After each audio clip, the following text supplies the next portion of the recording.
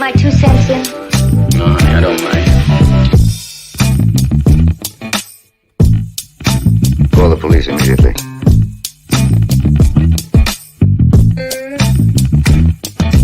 I don't get it. No idea what you're talking about.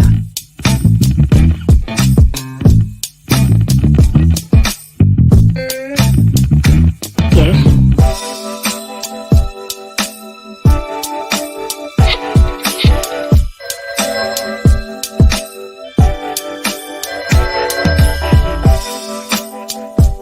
Hello?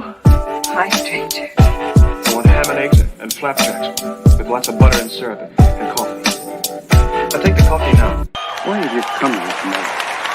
Rain.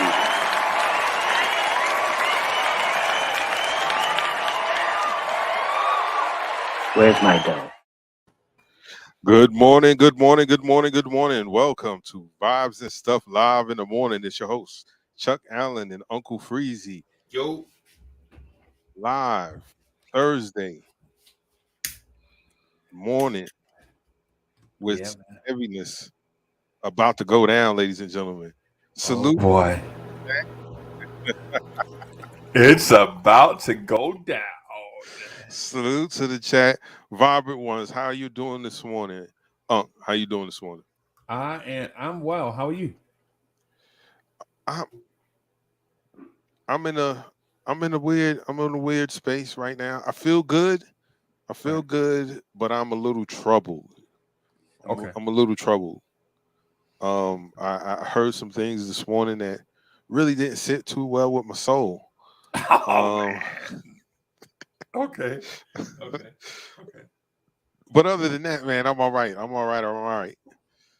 So, yeah, let's go ahead and do the Let's do the normal format. So Yeah. What's in your cup?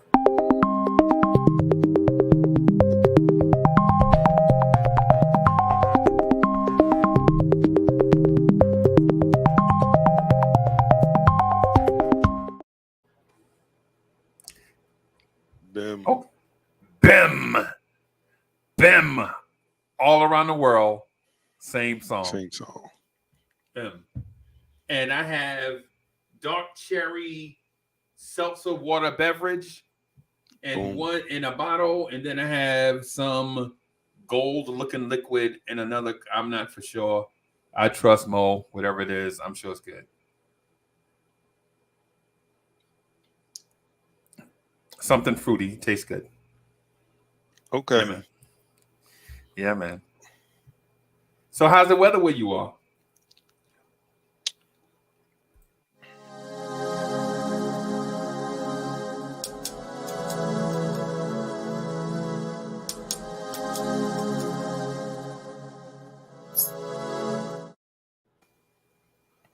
Well, right now it's about 43 degrees.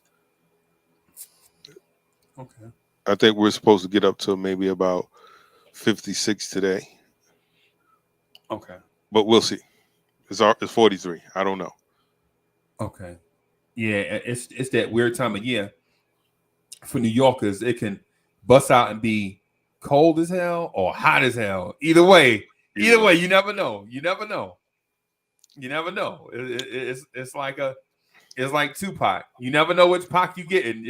You might get the black empowerment poet or the game banger. You never know. Yeah, but you never get both at the same time. You always get one or the other. Yep. Yeah, man. Where I am is 46 and sunny. It's a little nippy. Mhm. Is what we call it down here, a little nippy. You know what I'm saying? But it is what it is. You know. Yeah, it is what it is. You ready to start this discussion, man? You ready to talk about lifestyle? Yeah, man. Let's get into it. Let's do All it. right. So for health and lifestyle.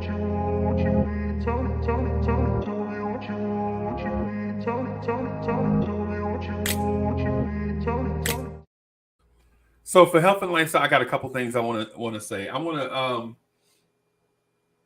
speak to those that take their health seriously. May I'm starting a challenge for the 31 days of May, I'm going to try to do 200 push-ups a day. Right? 200 push-ups a day. So in total, that should be about 6,000 push-ups for the month. Right? That's what I'm going to try. That's what I'm going to try to accomplish. 200 push-ups per day. And not on average. Not 100 one day, 300 and not. No. Every day. 200 push-ups. Excuse me. I'm going to try to do them like, 50, 50, 50, 50. Like that. That's what I'm going to try to do. Right? Because I'm taking my health seriously. And I'm not the most dexterous person anymore. I'm not the most agile anymore. Yes, sir. You know what I'm saying? The older you get, the more you realize you are less agile, less dexterous, even though your mind is telling you that you still got it. Your mind is like, knock Mike Tyson his lip. No, you won't. No, you won't.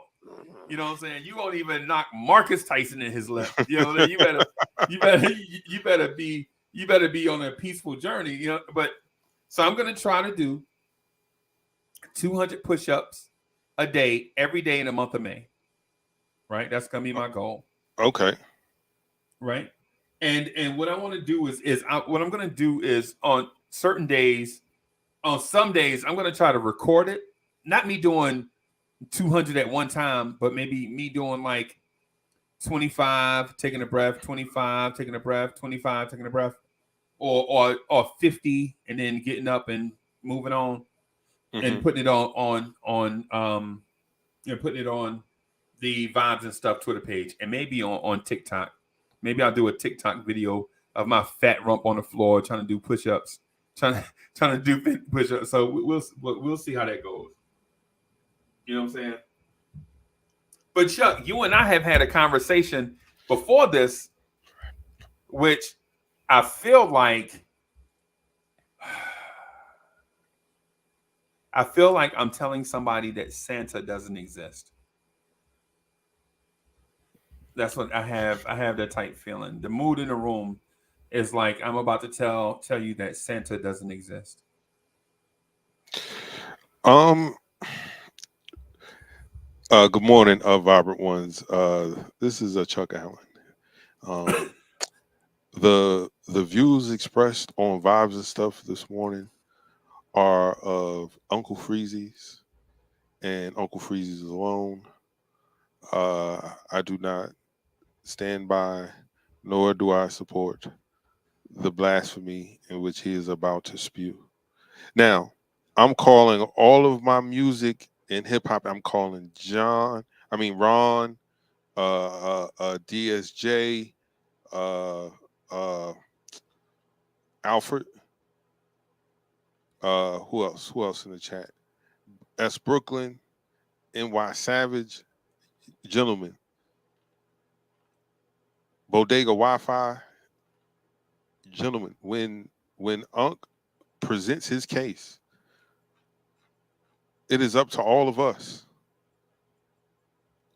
each and every last one of us, to show Unc the error in his ways, so that we may continue to coexist in peace and harmony. That is my disclaimer for the morning. Uncle Freezy, the floor is now yours, sir. Well, why is the floor gotta be mine, man? I'm gonna just come out and say it, man. Hey, man.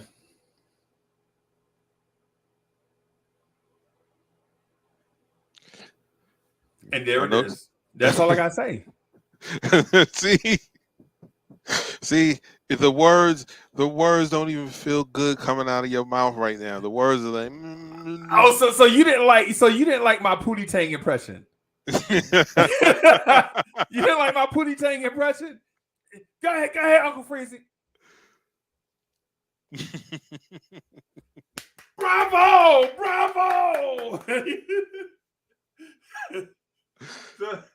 Yeah. So Chuck Allen and I are having a discussion about music, right? And of course, everybody involved always feels like they are absolutely 100% right 100% of the time, right? Yes. Based on our experiences, not because there's no ego thing. It's based off our experience. Okay, so here's the thing. DJ Premier is overrated. Pete Rock is overrated. Very, very overrated, right? And not that they don't put out quality work, it's that we put them on a pedestal with the likes of Lennon and McCartney, right? Because Lennon and McCartney had they're on a pedestal in rock, right? In hip hop, the Mount Rushmore has names like or faces like Dr. Dre, DJ Premier, Pete Rock, the kid from Detroit. I forgot what the kid from Detroit name. Jay the one that Dilla. passed away. Jay Dilla, Q-Tip, Large Pro, Jermaine Dupri, right? And in my opinion, Jermaine Dupri is better than all of those guys, hands down. Take all those guys, put them together, count their records and all that stuff, and they do not equal a Jermaine Dupri, right? And here's why: because you have to go by the criteria. You have to go by a criteria, right? What's the criteria? The criteria should be number of records sold, right? But if the criteria is, oh man, the culture, the heads appreciated it, what I'm saying? You really can't quantify the heads appreciating it. You know what I'm saying? Because in most things, in most games people play, no pun intended. You remember that song, Games People Play? Games People Play. Yeah, anyway. Yes, anyway, in most games people play, the outcome is determined, or the winner is determined by a number, right?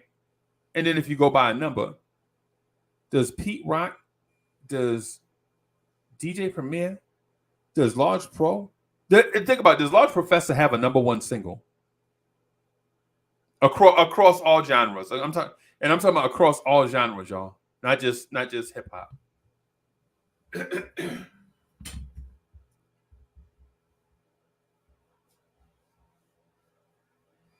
I got one. I got one on the line. I got one. He just jumped on the line, Chuck. I got one that just jumped on the line. Right? He just jumped on the line. Just sold out for the bait. Got one. I trapped one. What do you mean, DSJ? So then Criss Cross is the best hip-hop duo of all time? No. But you fell for this hook, line, and sinker. You put your own self on this line.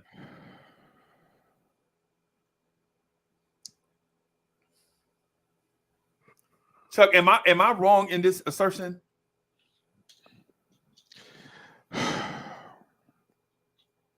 Does Pete Rock have a number one song across all genres?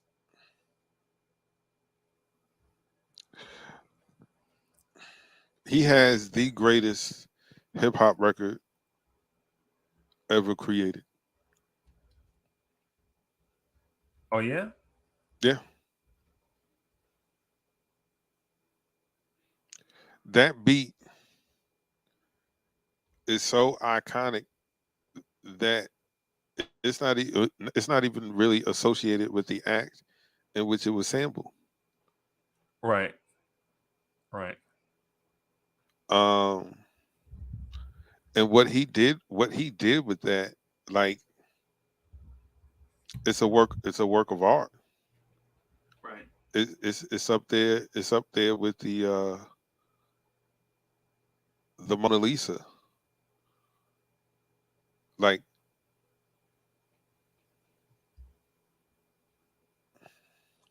I don't know. But to answer your question, as far as the numbers, no.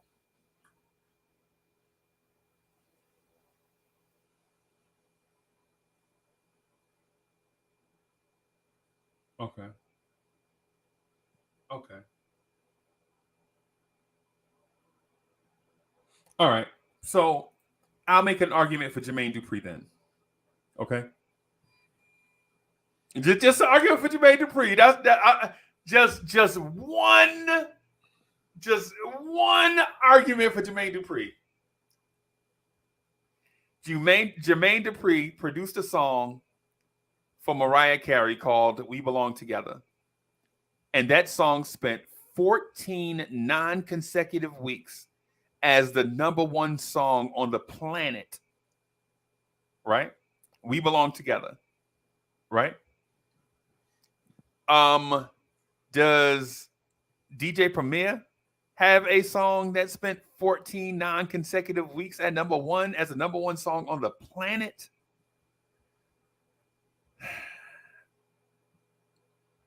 I love Premier. DJ Premier produced one of my favorite songs. What Lemonade was a popular drink, and it still is. I get more props and stunts than Bruce Willis. A poet like Langston Hughes and Can't Lose When I Cruise. Out on the expressway. When leaving the bodega, I say suave. Premier got more beats than Barnes got hay. Clips are inserted into my gun so I can take the money, never have to run. That's what a dude said on a DJ Premier beat. Right? Right? But Pete Rock does not have a song that has spent 14 non-consecutive weeks at #1.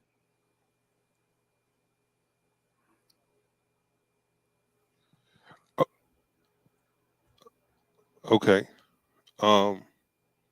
We know how records work. Right? Your song don't always have to be the best to be #1.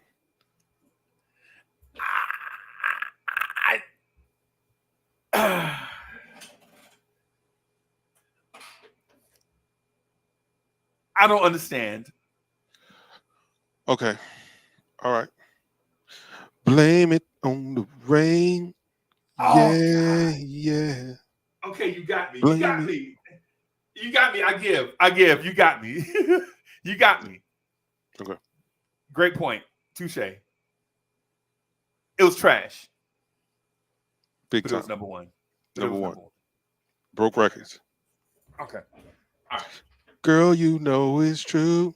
Okay, Chuck, I give, Ooh, bro. ooh, ooh. Oh, I love you. Okay. Okay, all Well, right. you know. All right. God, when I hear that, it's like nails on a chalkboard, bro. Not just singing. I'm talking about the songs itself. I get it. I get it. Right. But what I'm getting at is I think sometimes we put people on a mountain, right? But ain't no mountain high enough for these dudes. Like we put them on these pedestals, right? But when you look back at their work, you're like, I liked it, but the masses didn't. You know what I'm saying? Right. And if we say just because I liked it, don't mean they're the greatest. That is true. But if you go by numbers, I give you an example, Chuck. I give you an example. And it hurts my soul to say this, right? One of my favorite songs of all time to listen to is 1, 2, 3, 4, 5, 6, 7, 8, 9. The 10 Crack Commandments. Ugh. Right? Yeah. I love the 10 Crack Commandments, bro. I love it. Don't nothing gets you amped. Hey, Subliminal 209 is in the building. What's good? Nothing gets me hyped faster than the 10 Crack Commandments, right? Right? Right. And the rapper on it is an all-time great, is a legend. Might be the GOAT, right? DJ Premier produced it, right? Yeah. But that record sold. I'm talking about 10 Crack Commandments, not the LP that's on, not the double LP. I'm sorry, of the song. But just that song, so diddly poo, right?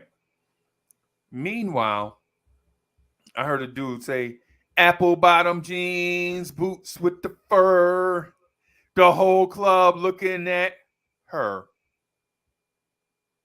10 million copies. That's a single. Yeah, listen, That was a single. Like my ears it was are promoted. bleeding, Chuck. It was promoted. It was promoted that way. Again,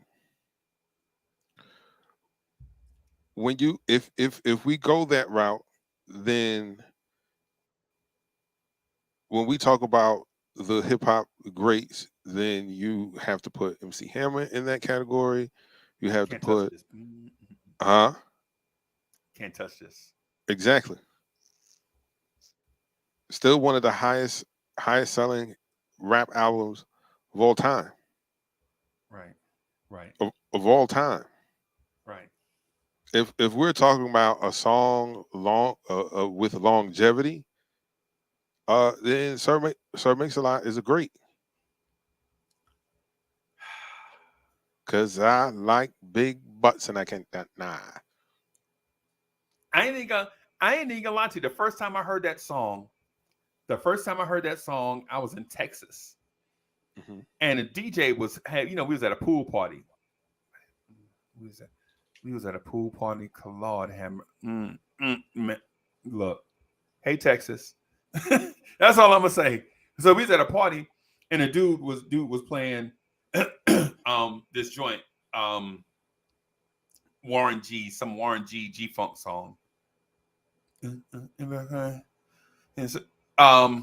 What's it? That's it. Regulate. Dude was playing Regulate, right? Mm-hmm. He was playing Regulate, and then you heard the beat coming in, and then and when Regulate was fading out, you heard this girl say, "Oh my God, Becky." Oh my God, Look at Becky. her butt. Look at her butt. And we was like, everybody said, what is this? And Sir Mix-a-Lot comes in. I like big butts, and I cannot lie. And everybody was like, oh, it is the jam right here, boy. And the dual cadence reminds you of a 1970s rapper. That's what Sir Mix-a-Lot is. He a 1970s rapper, like the cadence, the old Run DMC style. You know what I'm saying? The old Run DMC cadence. I got name, not numbers on my credit cards. You know, all this. You know, the right. Old cadence, right? And people don't like the old cadence, bro. I ain't gonna lie. The old school cadence, people don't like that. The 1-2 1-2. The 1-2 1-2 is what made hip hop. The 1-2 1-2, a 1-2 a 1-2. That cadence made hip hop, right? But people don't like to listen to Too Short. They like, man, Too Short, rap too slow. It's the old 1-2 cadence. Who are these people? And where are they from? Crazies from a planet far, far away. The people that don't like, because I like Too Short. One of my favorite joints is In the Trunk. But the thing is people don't like the Sir Mix-a-Lot cadence, right? Mm-hmm. And even with the old school cadence, Baby Got Back was a smash, and coming out around the same time as the G-Funk, Warren G and Midnight Marauders and Wu-Tang Clan and Illmatic. You know what I'm saying? Think about that. Baby Got Back around the same time as all those classics, right? And for us, the classic off of Illmatic might be The World Is Yours. Might be, it depends. Is it Halftime? It ain't hard to tell. It ain't hard to tell. Yeah, I was gonna say it ain't hard to tell. It's definitely the standout track. Right.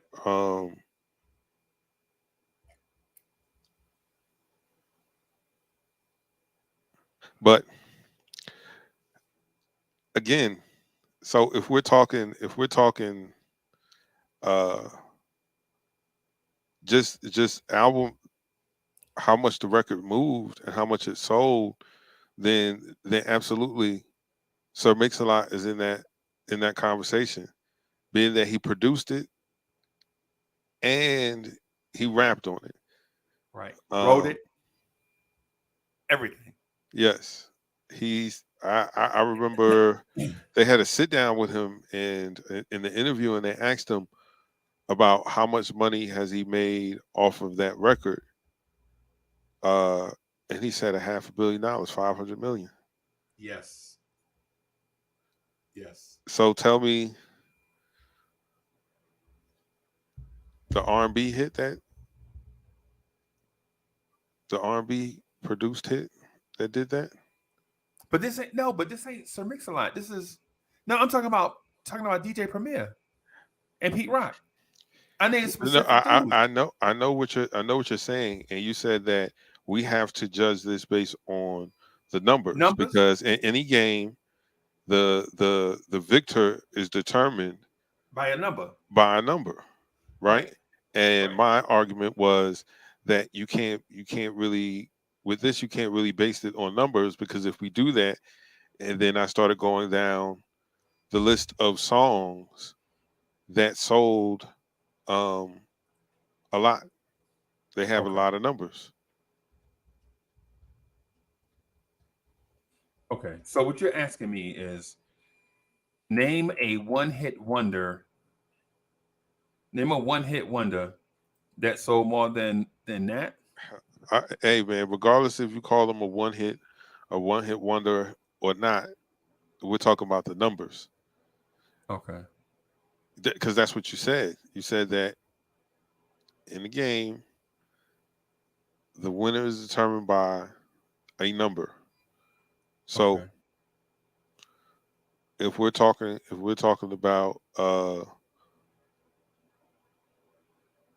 numbers that Mariah Carey and Jermaine Dupri put up with an R&B smash versus a boom bap joint by DJ Premier or Pete Rock, I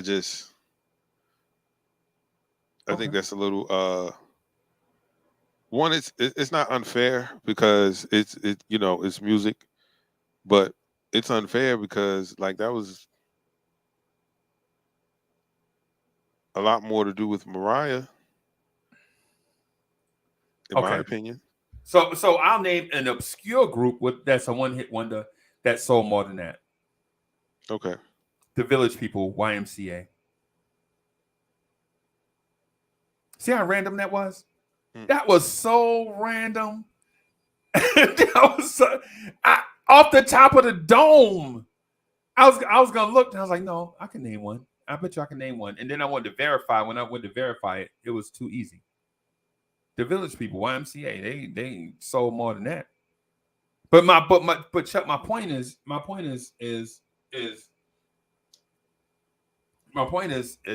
not just that in general. I'm saying on the Mount Rushmore, right? We put Premier and Pete Rock on this Mount Rushmore of you can't even see it.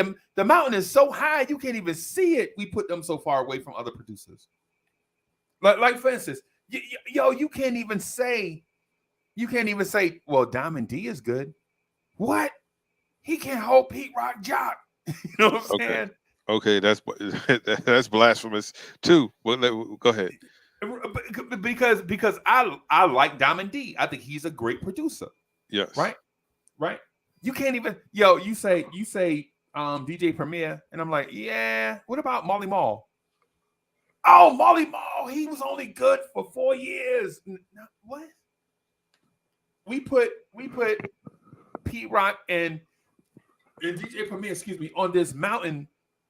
This mountain is so high you can't even, bruh. Really? Like I can't like say. Hey, let me say this. I'll say this to Chuck. Chuck, have you ever heard a bad Pete Rock song? I mean, I'm sorry, a bad DJ Premier song. I wouldn't say bad. might have not hit for me, but nah, never heard of Bad. Ain't no mountain high, bro. It just we have never heard a Bad DJ Premier song ever, right? Think about it. Think about it. Did I ever hear a P? Have I ever heard a Bad DJ Premier song?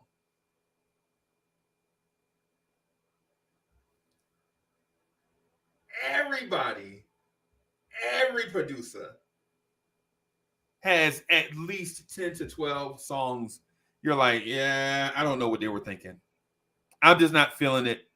I'm not saying it's bad. I just didn't catch the vibe. Every producer has like 10 to 12 tracks. You're like,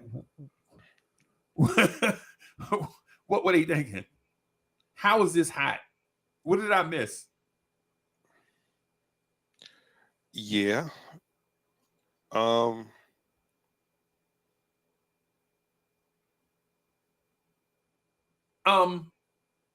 get.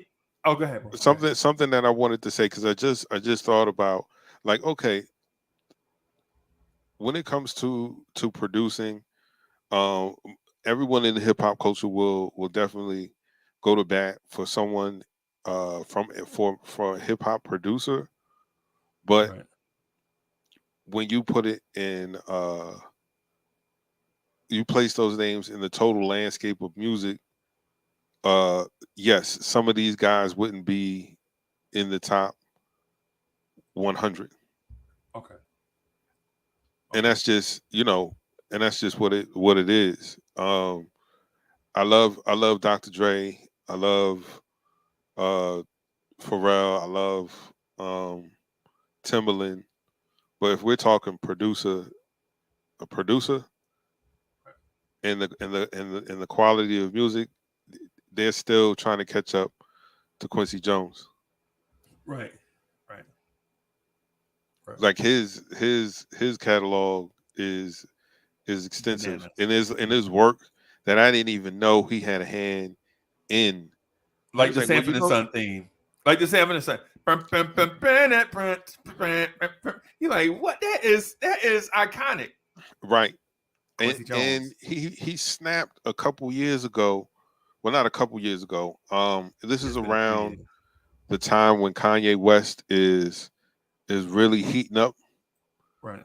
Like is he's about to I think maybe he's on like his second album. And then he did John Legend and other people he's producing for, and they immediately call him the hip hop's Quincy Jones or the next Quincy Jones, and Quincy Jones is like, man, hell no. Yeah. Man, that boy don't know what to do with a 50-piece orchestra. Right. They don't even put my name with these people. I did Thriller. I forgot how many days he said he did Thriller. I did Thriller in such and such. Right. Like, no. All right. So yeah.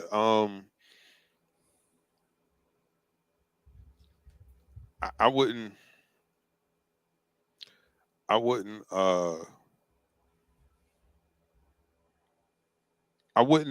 rank I wouldn't rank them where you're trying to put them at the bottom. No, I'm not trying to put them at the bottom. I'm not trying to put them at the bottom. Are we saying okay, all right. So all right, let me walk down this road of thought with you. Because I definitely want to understand, and maybe it's my bias. Maybe it's my bias that is not allowing me to see clearly. Because that happens sometimes, right? We can right. So when you say that they're overrated, you're not saying that they're not good. You're just saying where people place them may be a little misguided versus the bigger. Okay. Right, bananas. I'm saying let's have some perspective, right? For instance, I think the best album that Pete Rock produced was his own album. Remember Pete Rock album from '97? Yeah. in terms of sonically what it sounded like, Hmm. bro. Now, Mecca and the Soul Brother was great because it had lots of loving and all those a lot of songs on there, a lot of dope samples, a lot of deep instrumentation, Yep. right? But it was from the sample, not from the producer. You feel me? Like the songs he sampled Okay. were great samples. Like lots of loving. When they CL Smooth come in and CL come in real smooth, getting his pocket, rapping on the beat, staying on topic. You know what I'm saying? Lyrics are relevant and raps right at, you know what I'm saying? It's perfect. Right? It's man, listen, man, I wish I had some people that knew something about music, man. Me and Chuck up here. I wish we had about 100 people that knew music. You know what I'm saying? Because this conversation right here is one that could legit go on for like 6 hours straight. You know what I mean? Because while we always agree on the essence of hip hop, the essence of hip hop is not the music.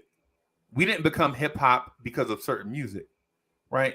We were already hip hop, right? We were already, you know what I'm saying, shooting dice on the corner, playing CeeLo, shooting craps, you know what I'm saying, talking that slick talk. Anybody here from New York like talk that slick New York, that slick, you know what I'm saying, tri-state area lingo, you know what I'm saying?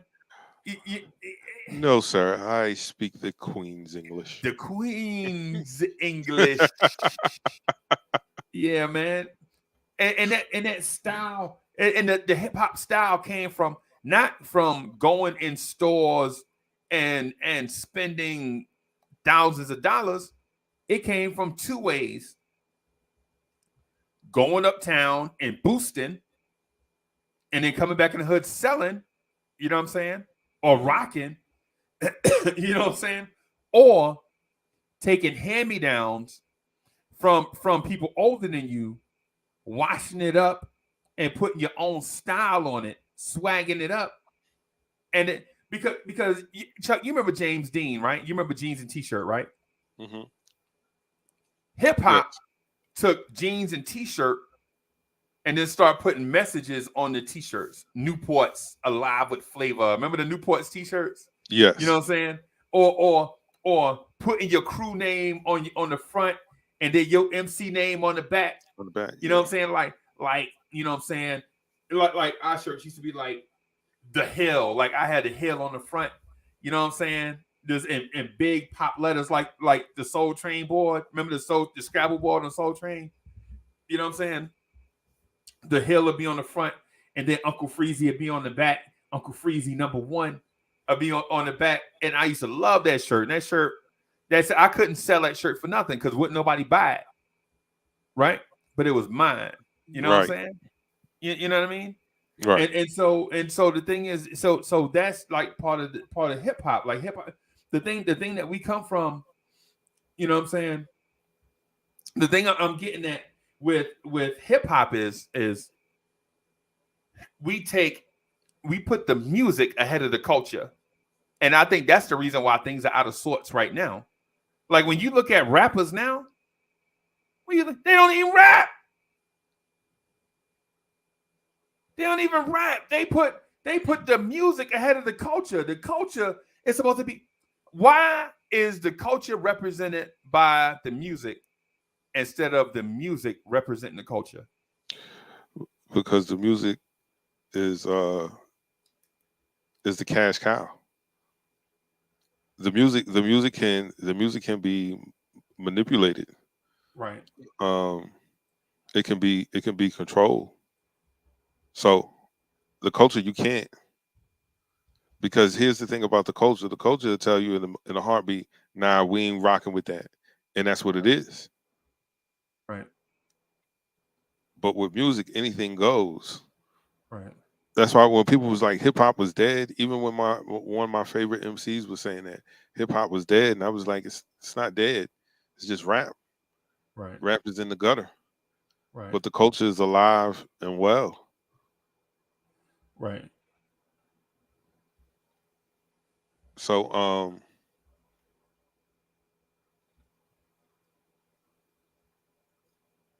I can't dictate to you like hip hop sets the table for the rest of the country, the rest of the world, right?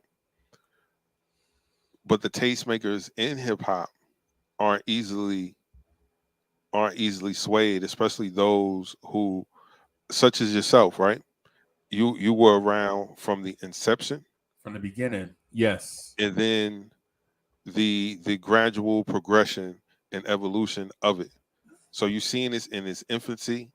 You just brought up the fact how the culture dressed at the time, and then everyone was doing it or trying to put their version of what they saw together, Right. to where hip hop is influencing some of the most elite luxury brands, Right. just so they can have that cool factor. Like it ain't hot until hip hop says so. Right. The hip hop culture, and the hip hop culture could be very finicky or very selective. Let me not say finicky, but very selective. But rappers, anybody cutting the check, yeah, man, we rocking these jeggings. Like, word, y'all rappers might be, Right. but in hip hop we don't do that. Sorry. And so in the grand scheme, I didn't want to.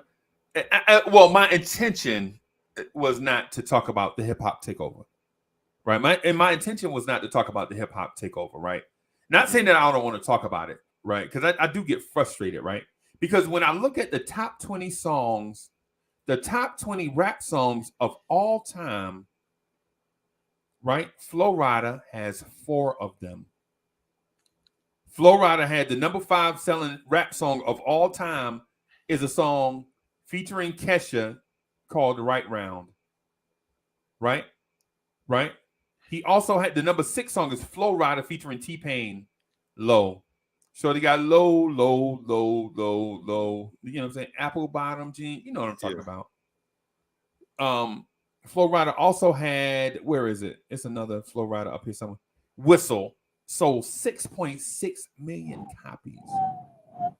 Again, Flo Rida again with a joint called Wild One sold 6.5 million copies. Right? Mm-hmm. What in the world are we doing when Flo Rida has 4 of the top 20 selling songs of all time? Well, that's the thing. Go to his concerts and you'll see why. I won't be able to get in. The tickets will be sold out. Absolutely, because he's a very big crossover artist, but because he's black, then he's a rapper per se, right? Right. They never gave him that pop status that they gave Pitbull. Right. And they basically do the same type of things. But even though Flo Rida has sold those many records, right? It's a different when you bring it to hip hop. A prime example. When Nelly was hot, there was nothing hotter.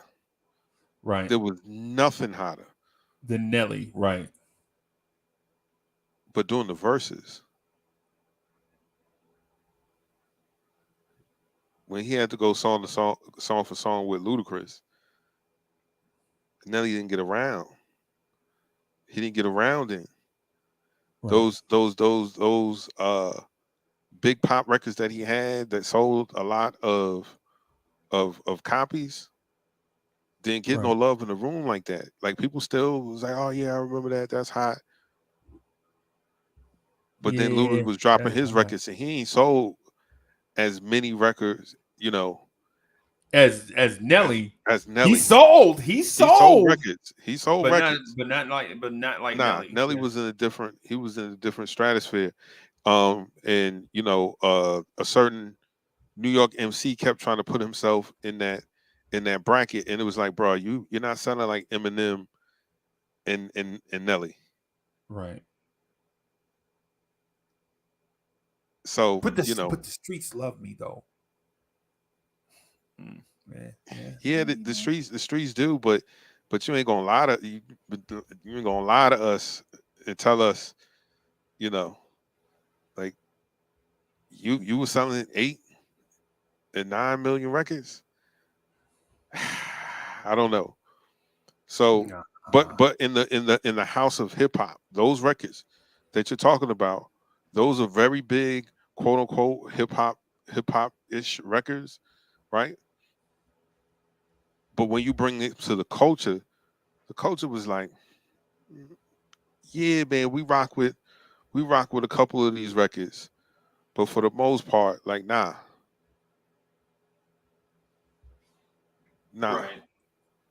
Right. So that's the only thing that I was trying to get at, and I don't think I was very clear in the beginning. Was like, oh yeah, numbers that say one thing, but when you bring it to the culture and like, here, well, what do you choose?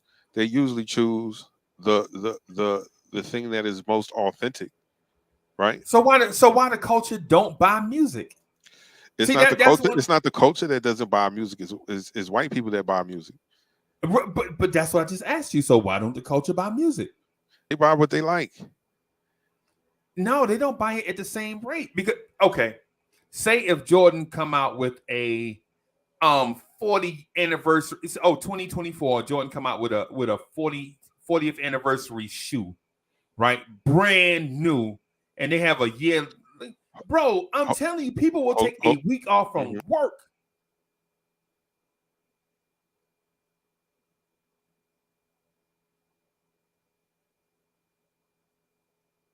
Everything all right?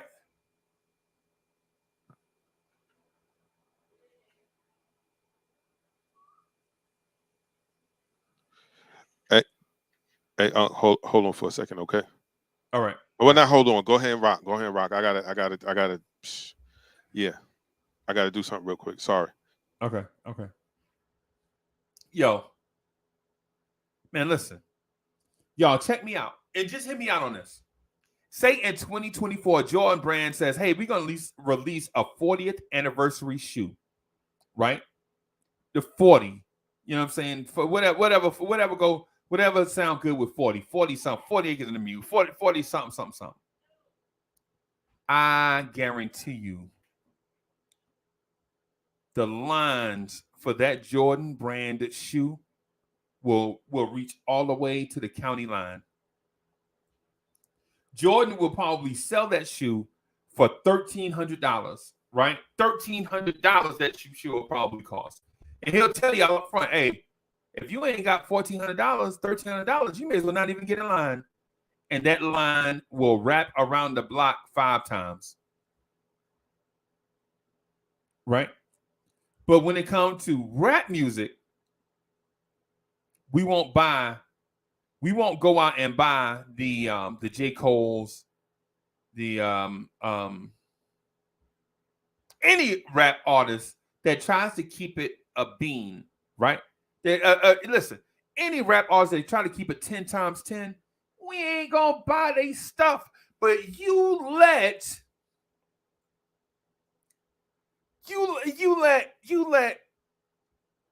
Jordan come out with a 40th anniversary shoe. Our mama's gonna be trying to wear that shoe, right? What you doing with the 40th edition Jordans on? You 75 years old. They hot. You know what I'm saying? So my deal is this. how do we say that such and such is hot or such and such is not hot when our money does not back up what we say? Real King says, only dudes moving units is M Pimp Juice and us. That's a quote from that dude's song. Yo, I ain't gonna lie. Me and Black University could be out eating lunch, right? And both of us get alerts on our phone. Limited edition Jordan brand, such and such to drop such and such day. We gonna be planning like, yo, what you doing? What you doing such and such day? Yo, we got to get in line 2 days before that to get that shoe. You think they're gonna have our size? Man, of course they're gonna have your size. It's gonna be, it's a premiere. They got everybody. We doing that, but then you let mess around and let Nas and Jay-Z do a collab album together. We gonna be like, people gonna be like, yo, I need to hear some joints off that first before I buy it. Really? If Nas and Jay-Z do an album together, excuse me, you need to hear a joint off it first? Are you crazy? What? Me and Black University could legit be somewhere eating lunch, right? I have some type of tofu salad, right? Heavy cucumber, you know what I'm saying? Some type of vinaigrette, low sodium vinaigrette, you know what I'm saying? With some ice water. And Black University probably be having some type of teriyaki skewers and grilled green beans and something else healthy, right? And the alert come across the phone, limited edition Jordan's coming out. We might get up and leave lunch to go plan for this Jordan brand dropping. But when it comes to music, we ain't doing that. We ain't doing that. Nas and Jay-Z come out with an album. I got to hear me a couple of joints off that before I spend my $9.99. I got 14 songs. That's all for $9.99. They bugging. Really? 14 songs for $9.99? They bugging? I'm thinking you're bugging. Right? Yeah, Bodega, and I feel you about the bootleg. But what I'm saying is that's my point exactly, though. Because, so we would rather spend $1,300, $1,400 on the real thing, right? And then get the bootleg for $3 when you could have just spent $9.99. You save $7 to get the bootleg when something in my mind I just can't wrap the finances don't add up in my mind. So we'd rather spend $1,400 plus tax to get the real thing, a shoe, right? That we only gonna wear. Yo, you buy it, you might never wear it. $1,400, you may never wear it. You may never wear it. Think about that.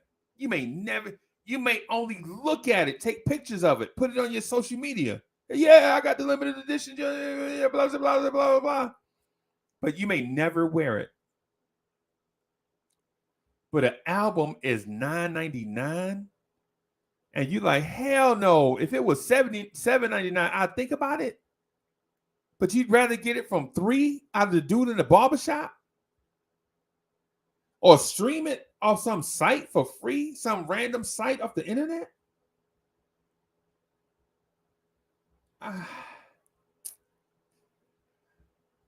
I don't know, Buddy Roll. I don't know. I think, something about that is just not quite right. It's not adding up in my mind. So, hey, Chef NYK, what's good?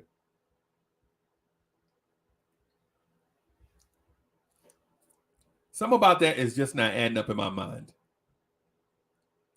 I would rather save $6 on a classic than $14 $100 on something you don't know is going to be dope or not.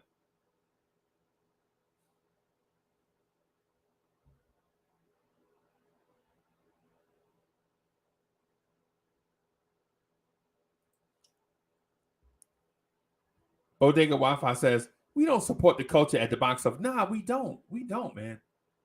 And so it's one of the reasons why I pointed this out to Chuck, because I feel like there's a clear double standard, and the double standard is not in the favor of the artist either. That's my point. We have DJ Premier on this Mount Rushmore. The mountain is so high you can't even see it. You can't say nothing bad about DJ Premier at all. You say something bad about DJ Premier, people will want to fight. Chuck sent me, I said, Chuck, DJ Premier might be overrated. We went back and forth, we went back and forth like a cameo song, right? Or for those that are younger, we went back and forth like an Aaliyah song, right? You better not say nothing bad about DJ Premier. I'm gonna come through the screen, Uncle Freezy. And I was like, nah, don't come through the screen, man. No, it's just keep things in perspective. Like, if DJ Premier was this good, how come we don't support him like he's that good? If Pete Rock was that great, why don't we support him like he's that great? Right? Like I'll give you an example. When Pete Rock was in his prime, I was buying Pete Rock stuff sight unseen. Pete Rock on it, give me 2 of those. DJ Premier's on it, give me 2 of those. Large Professor is on it, give me 1 of those. I was telling Chuck the other day, the best thing about that movie, White Man Can't Jump, is the main Sauce song, Faking the Funk.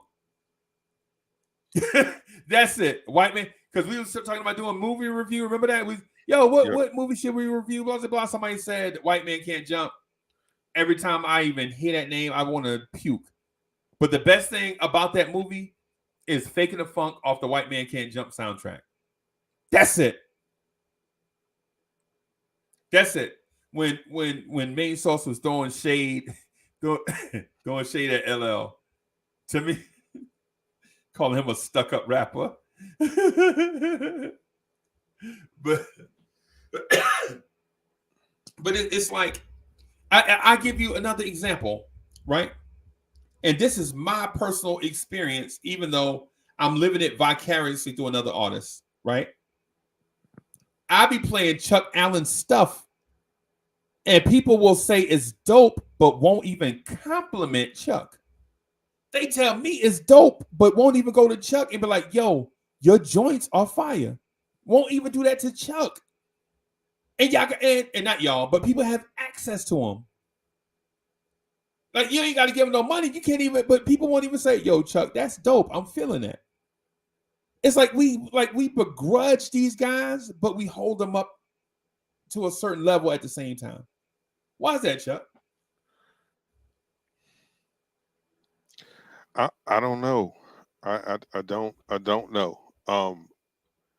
I think when it comes to Premier and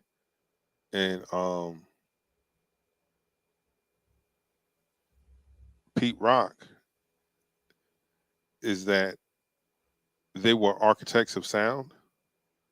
Right. Like, DJ Premier is from Texas. Houston. Yep. And he is attributed to creating the New York sound, the boom, brak, right?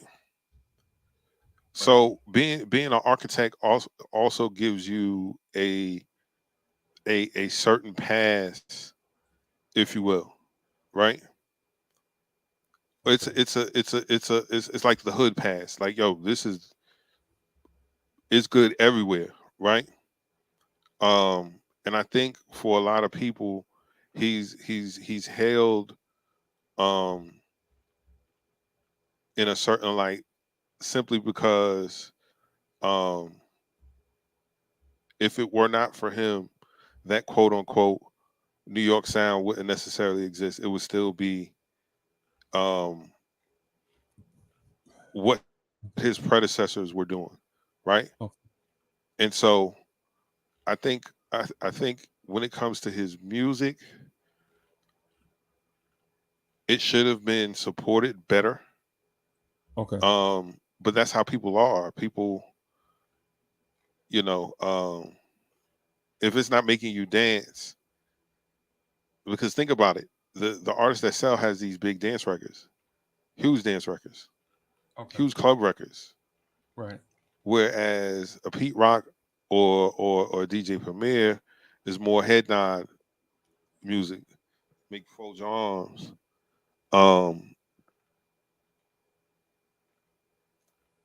And so that might not that's never been the sound of the masses. Just like Barry Gordy didn't want his artists singing about issues until it became the thing to do in the 70s, right? Right.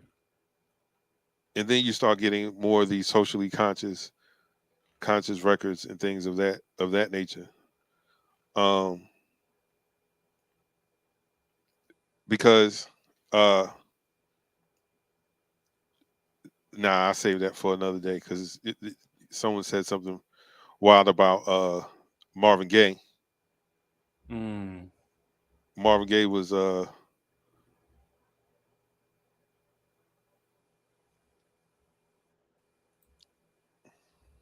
just another guy until the Trouble Man soundtrack, and then what's going on. He was just another guy. Right. But those bodies of work put him in a category of greatness that folks can't, folks are pale in comparison. You know what I mean? The Trouble Man soundtrack changed the game, bro. The Trouble Man soundtrack changed the game. Right.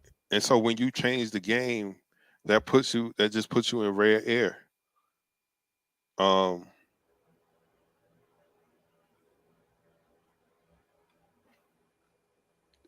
That's it. That's all I can say.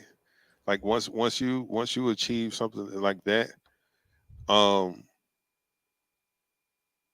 RZA, nobody was producing in the masses like that. Now I know there was someone who taught RZA how to produce, but nobody was putting kung fu samples over dirty, grimy, sometimes not in sync beats. They weren't in sync, but they were perfect, if that makes sense. Right. The Public Enemy style. It's the Public Enemy. People, the Shockleys, very, very underrated. Very underrated producers. Right? Because they changed. Hank and am I saying that right? Hank Shockley, yeah. And, okay. And his brother, right. I keep forgetting. Jerome. I don't know. I keep forgetting his name. But he's just important as Hank. Yeah. Go ahead, finish. I just wanted to make sure I was on the right page with you. Yeah. No, we good. And so what I'm saying is we can name producers all day long that are just as good or better than Pete Rock and DJ Premier, right? But we don't do it. We hold them in such high esteem. They are on a mountain so high you can see it from the moon, bro. You can't. Does anybody in the chat have something bad to say about that they could say about Pete Rock or DJ Premier? They won't. You know why? Because they won't say, yo, RZA might be better than them. Never say that. Never would they even uncrease their lips to say something like that. Because those guys are on such a plane, bro. Yo, the mountain is not high enough to put DJ Premier on it, bro. Okay. All right. Um.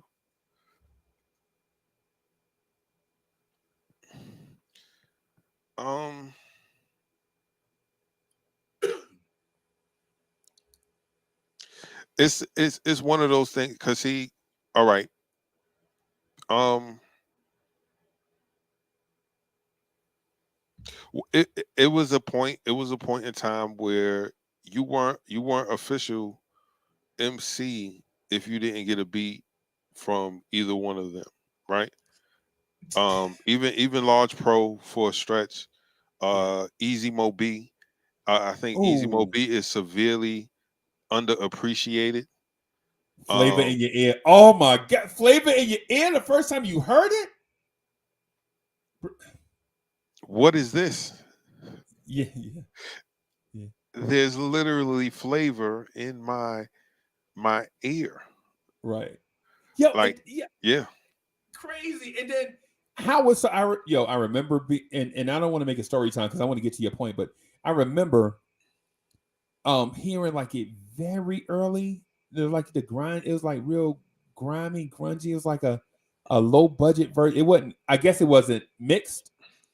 Mhm. So I remember hearing, I'm like, this got something. I heard that and Making Moves with Puff very early, right? Mm-hmm. You got to get the cash, got to get the dough, making moves, y'all. You know what I'm saying? That I was like, yo, these two right here seem like they're gonna be.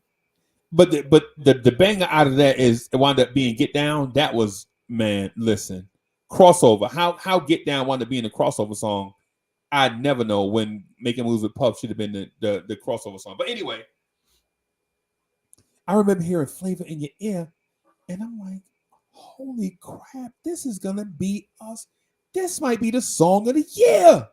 And I'm talking about, I heard this very early, like February, right? The joint came out like April, right? Right. My homeboy, like, he's like, yo, check this out. And I hear my man say, just like Uniblab, robotic speaking Gab, something, you guys better turn your body into antimatter. I was like, ah. And he said, just like a piece of sizzling, I'll sit inside your stomach with the eggs and grits between. The king is what I mean. So it was like, I was like, yo, this is gonna be fire. Because a lyricist, a rapper that can, a artist that can take your imagination away from you, borrow it, right? Put pieces together and put your imagination back into your head through your ears. Yeah. Right? Through your ears, right? Something like they take you to these places, right? And you're like, oh my God. Because I heard it back then, I was like, yo, this is gonna be crazy. And then I heard it. Yo, Mac, I don't understand how they understand you in that Mary joint.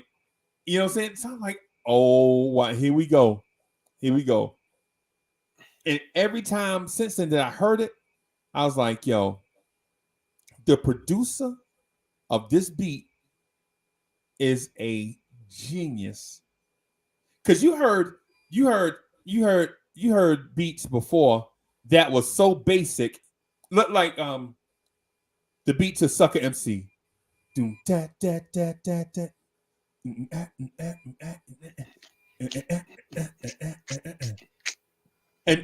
DMC like, I'm light skinned, I live in Queens, I love to eat chicken and collard greens, and all of that. You're like, yo, this right here is Larry Smith, another producer that should give Pete Rock a run for his money, that should give DJ Premier a run for his money.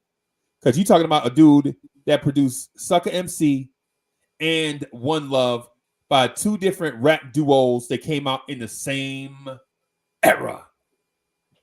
How do you do that and not get put on this Mount Rushmore that we can't even see, the mountain too high? You can't even put Think about it, Chuck. Who is on that Mount Rushmore with?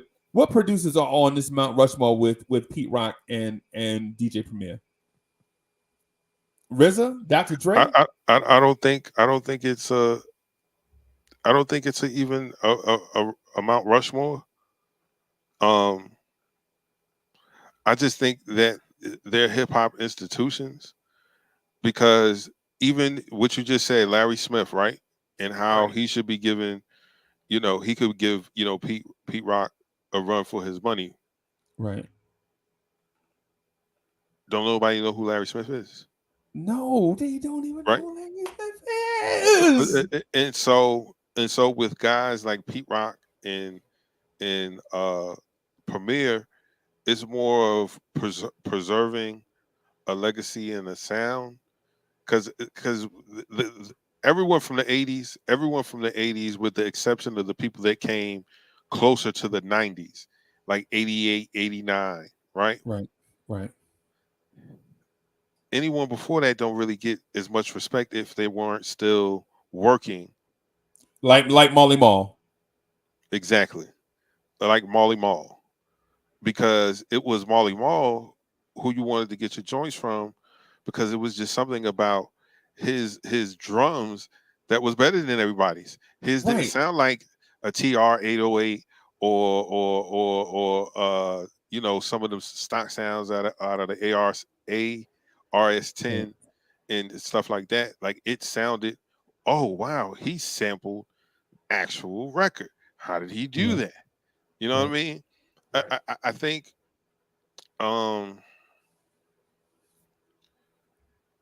we made that era disposable, right? Yep. And so because of a lot of the kids, I want to say, grew up on the 90s stuff, and that's when hip hop took another turn, like or you could call it a evolution, but the cadence had changed. No one does that cadence anymore, right? Right. The 1-2. You talking about the 1-2-1-2 cadence, right? Right. Rap one line, rap the next line that rhyme with line one, line two rhyme with line two, 1-2-1-2. Right. You know what I'm saying? It's or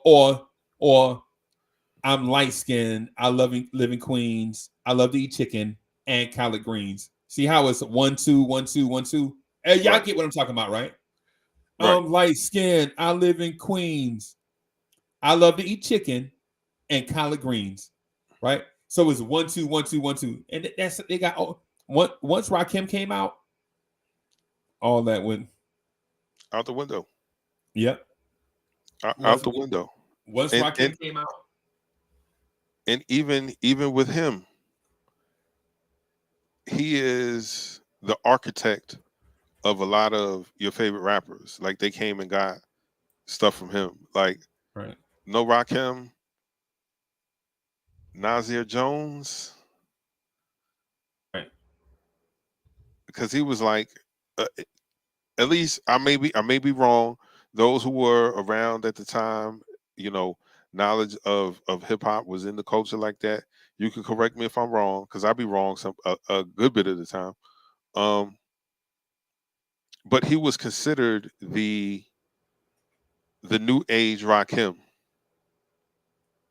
right? Because Rakim had a way of painting a picture.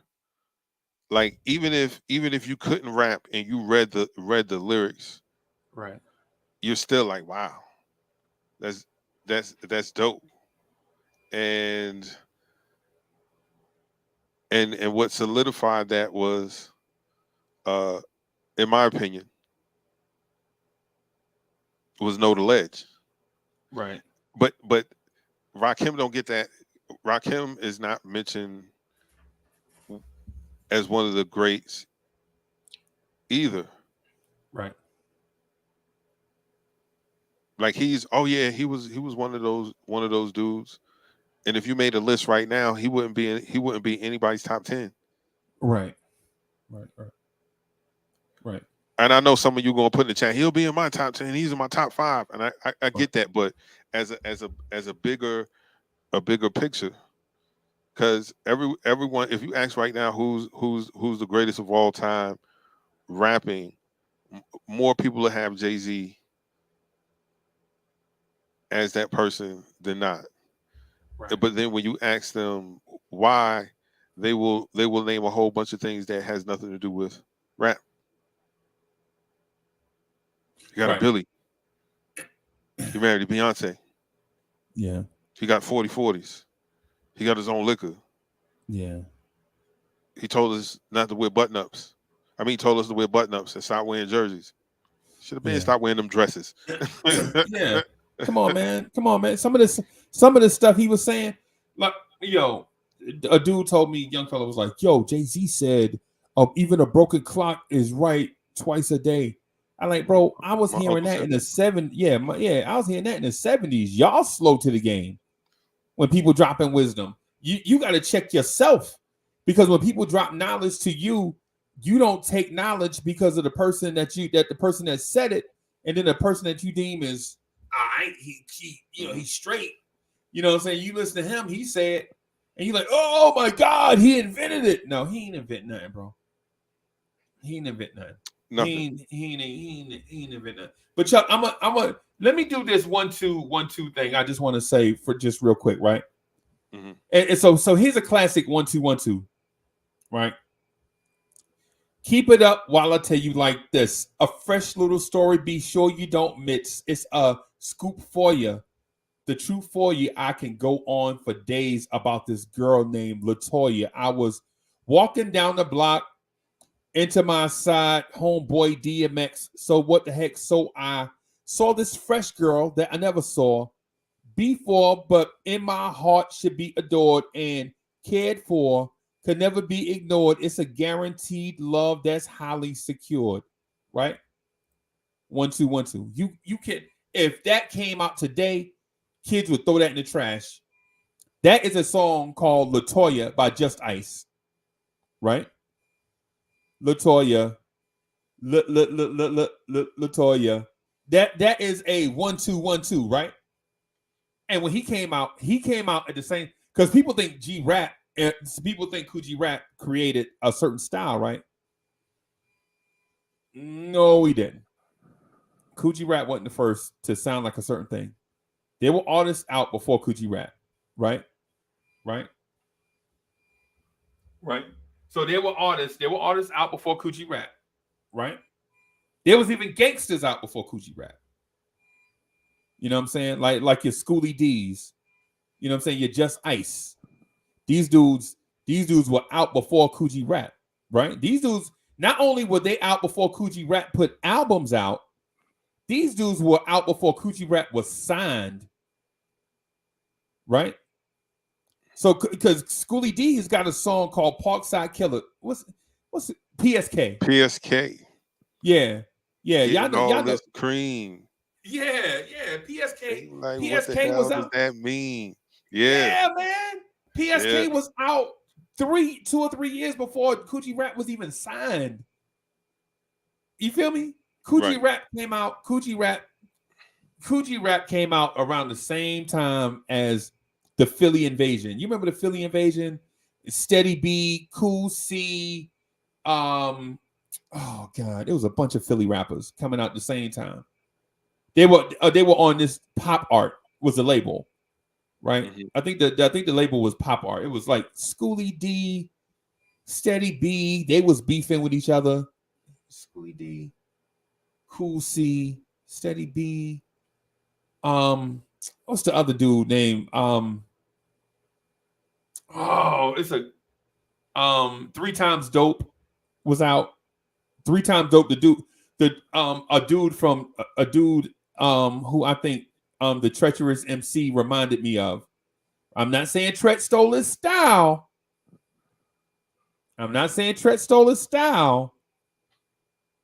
But it's similar, right? And it happens. We got so many artists. Of course, some people gonna come out and be kind of like, you know what I'm saying? Right. But But yeah, man. Yeah. You remember that? Yeah, man. And as a matter of fact, I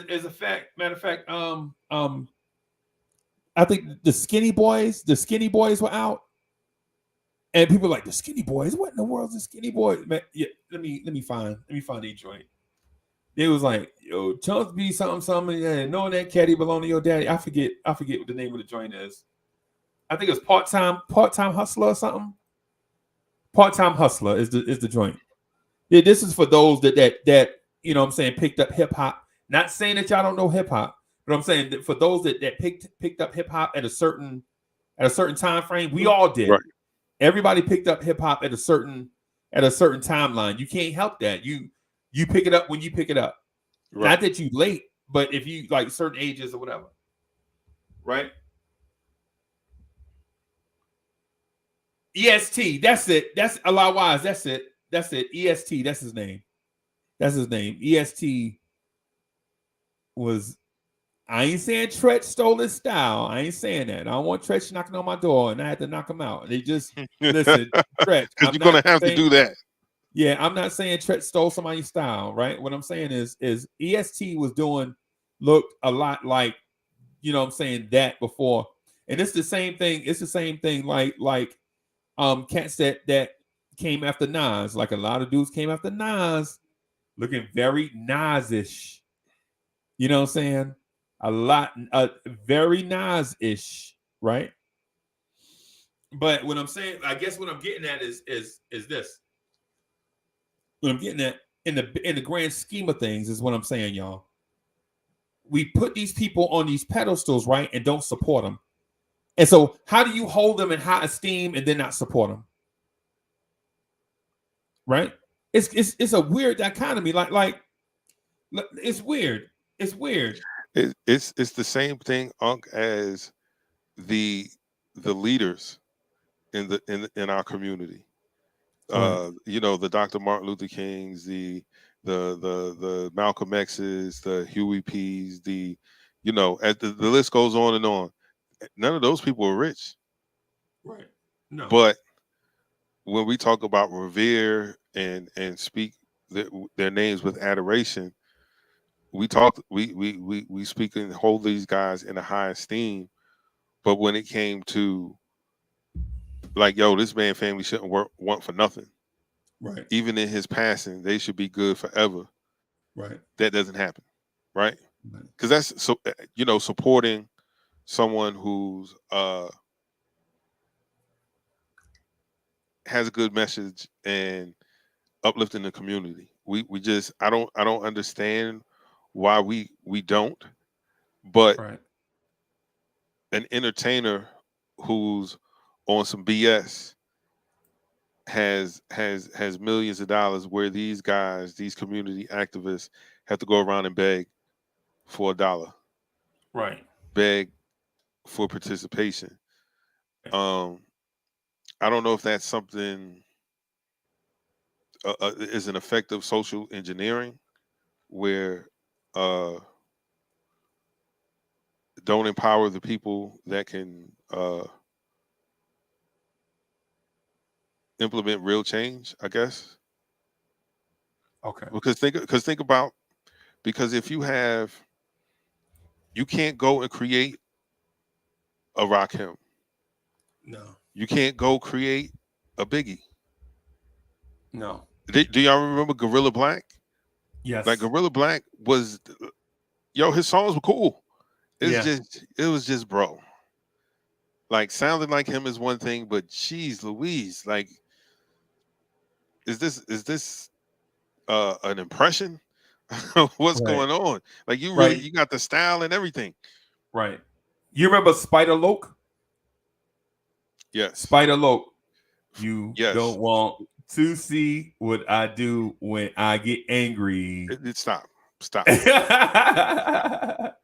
Because I hated that record when it used to come on the game. What? You hated that record? What? I'm going in the settings right now and turn that off immediately. What? I'm playing my own music.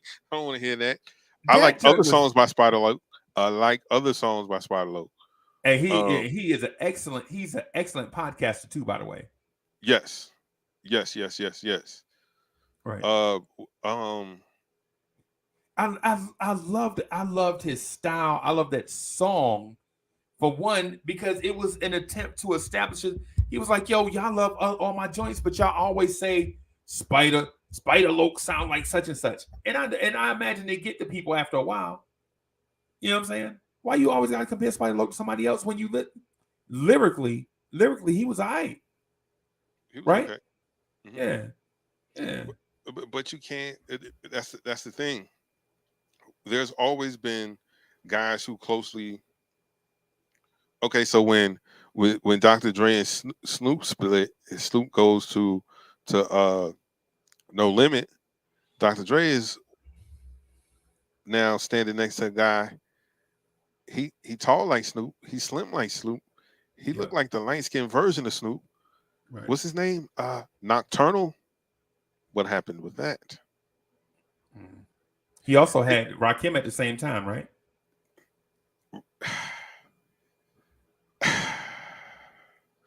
Let's not. Yeah. No, we can't talk about that. We can't talk about Dr. Dre fumbling East Coast projects. He didn't fumble too many West Coast artists, but East Coast, yeah. Jada Okay. Kiss got an album with Dr. Dre. Man. Okay. So here's my thing with Dr. Dre, Chuck. Here's my thing with Dr. Dre, and I know people are gonna be mad. Rappers carry Dre. It's not the other way around. Elite rappers carry Dre. His main thing is I'm gonna find an elite rapper and put a so beat down, and the rapper is gonna kill it. Right? And what he did was made so beats, and the rappers killed it on so Dre beats. And all these years later, we are like, yo, Dr. Dre should be on Mount Rushmore. Really? Think about the beats. Think about all Dr. Dre's dope joints, right? And think about the rappers that are connected with it. You talking about Snoop, Ice Cube, Eminem, and vicariously 50 Cent. And then think about the mediocre rappers that rapped on Dre beats, and think about what they done. Daz, the Lady of Rage. You know what I'm saying? I mean, it sounds like I'm dissing Dre. I'm not, because finding elite talent is an art. On a side note, I'm sorry. You brought up her name. He fumbled Lady of Rage. How does Lady of Rage have our Rough and Stuff with my Afro Puffs ringing off, and she don't get an album till 2 years later? Yeah. She was already on the label before you even started dealing with Tupac or anybody. She 2 years later she gets an album. 2 years and later, then it was. Oh, it wasn't good. Like, and Afro Puffs was on the album, right? Wasn't Yes. Afro Puffs on it? First of all, why is her name the Lady of Rage? Ain't that too much to say? Marketing destroyed her from the rip. Right? Marketing, your name Dr. Dre. Right? You come Snoop Dogg, Eminem, the Lady of Rage. He fumbled. Not only did he fumble the Lady of Rage, but he also fumbled RBX. And RBX was putting out albums dissing their ass. RBX was murdering them before Eazy-E started dissing them. Before Luke and them started dissing them. You know what I'm saying? So, but Chuck, like California Love. Remember we talked about California Love? All Dre did was take 3 songs that were popping on the East Coast, on the West Coast already, smash them together, and let Tupac rap. Another elite rapper, right? Right. Did Dr. What's the dopest beat you probably ever heard from Dre? And think of it doesn't have any originality to it.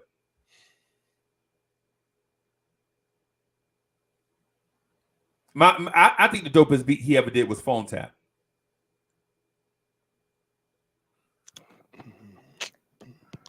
Okay. Here's the thing. I know people are gonna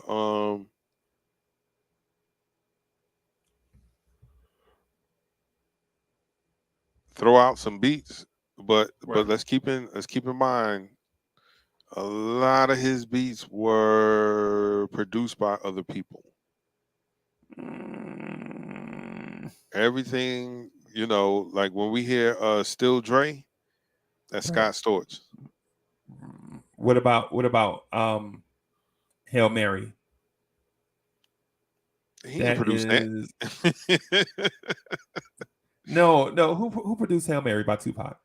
I want to say what's his face? Hold on. I'm gonna get it right.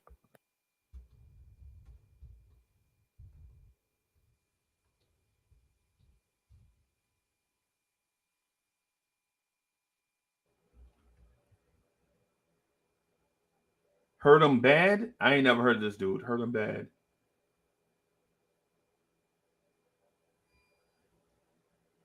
I don't know who that is.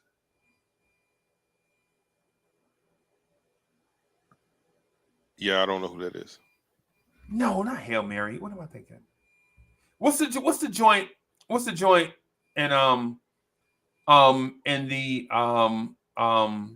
Ambitions of Rada. Is that it? All these busting at me, and it can't do. Yeah.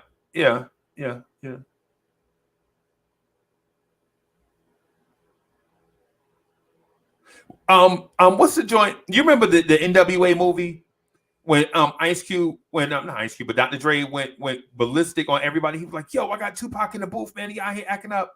What song was playing then? Y'all remember that? It was a song out of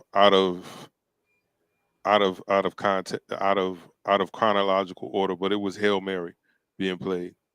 It was Hail Mary. Okay.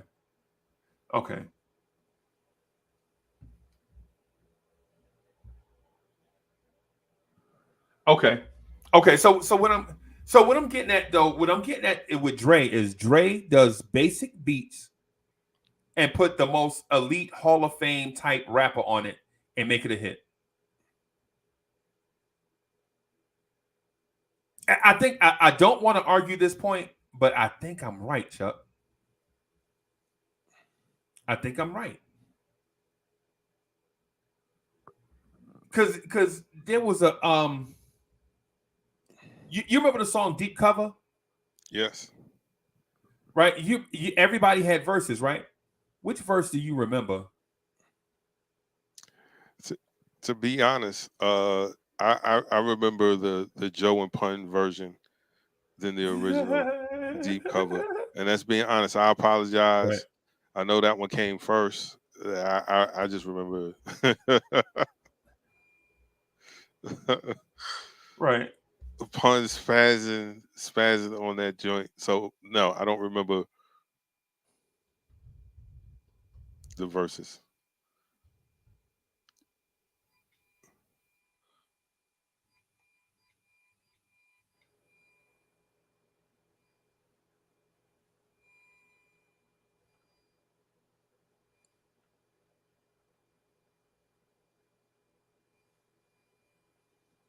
Yeah. So I'm looking at something right now. I'm trying to find a certain thing, right? Let me see something right quick. So it's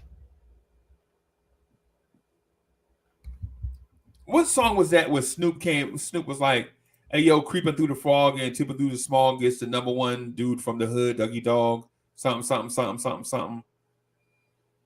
You remember that? Hey yo, creeping through the frog and the small is the number one from the hood, Dougie Dog. Come on, chat, help us out. Yeah, and so what I'm getting at, Chuck, is this though, right? One of the dopest beats, right, is a beat, Explosive. You remember Explosive?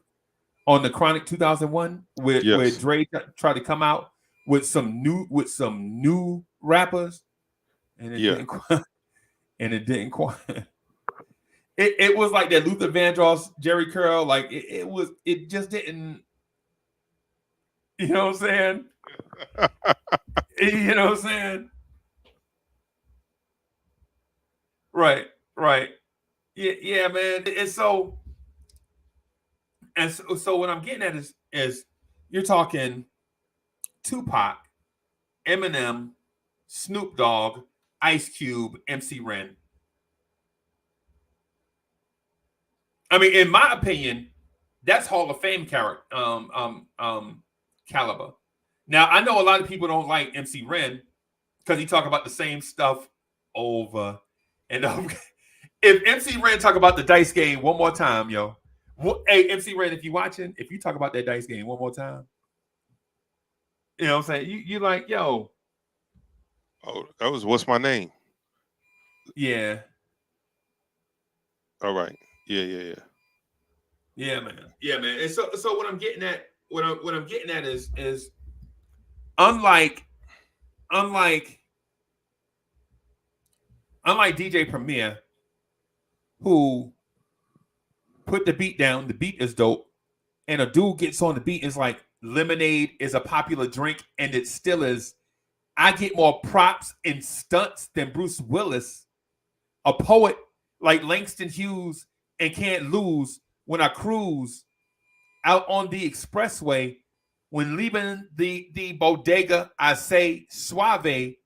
Premier got more beats than Barnes got hay. Clips are inserted into my gun so I can take the money and never have to run. Right? All of a sudden, you're like, yo, okay. This dude lyrically, okay, the beat is dope, and the rapper did his thing, right? Or like the RZA did a beat, and a dude named Inspector Deck said, I bomb atomically. Socrates' philosophies and hypotheses can't define how I'm dropping these mockeries, lyrically performed armed robberies, flee with the lottery, possibly they spotted me, battle-scarred Shogun. This dude take the beat and just run away with it, right? Right? But on Dre beat is a little more subdued, right? It's a little more subdued, and the dude jump on it and say, straight out of Compton, a crazy something named Ice Cube, and I'm rolling with dude with attitudes.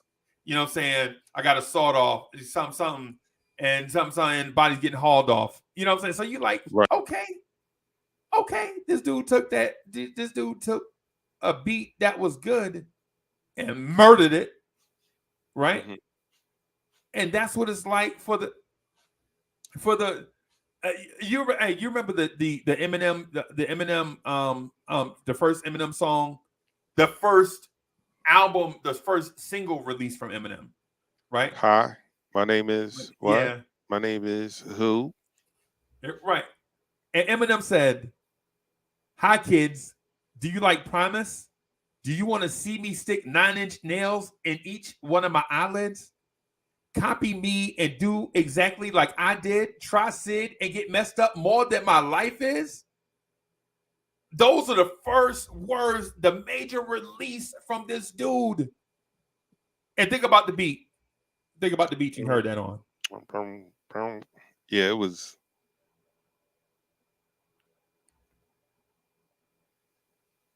Yeah. And then think about okay.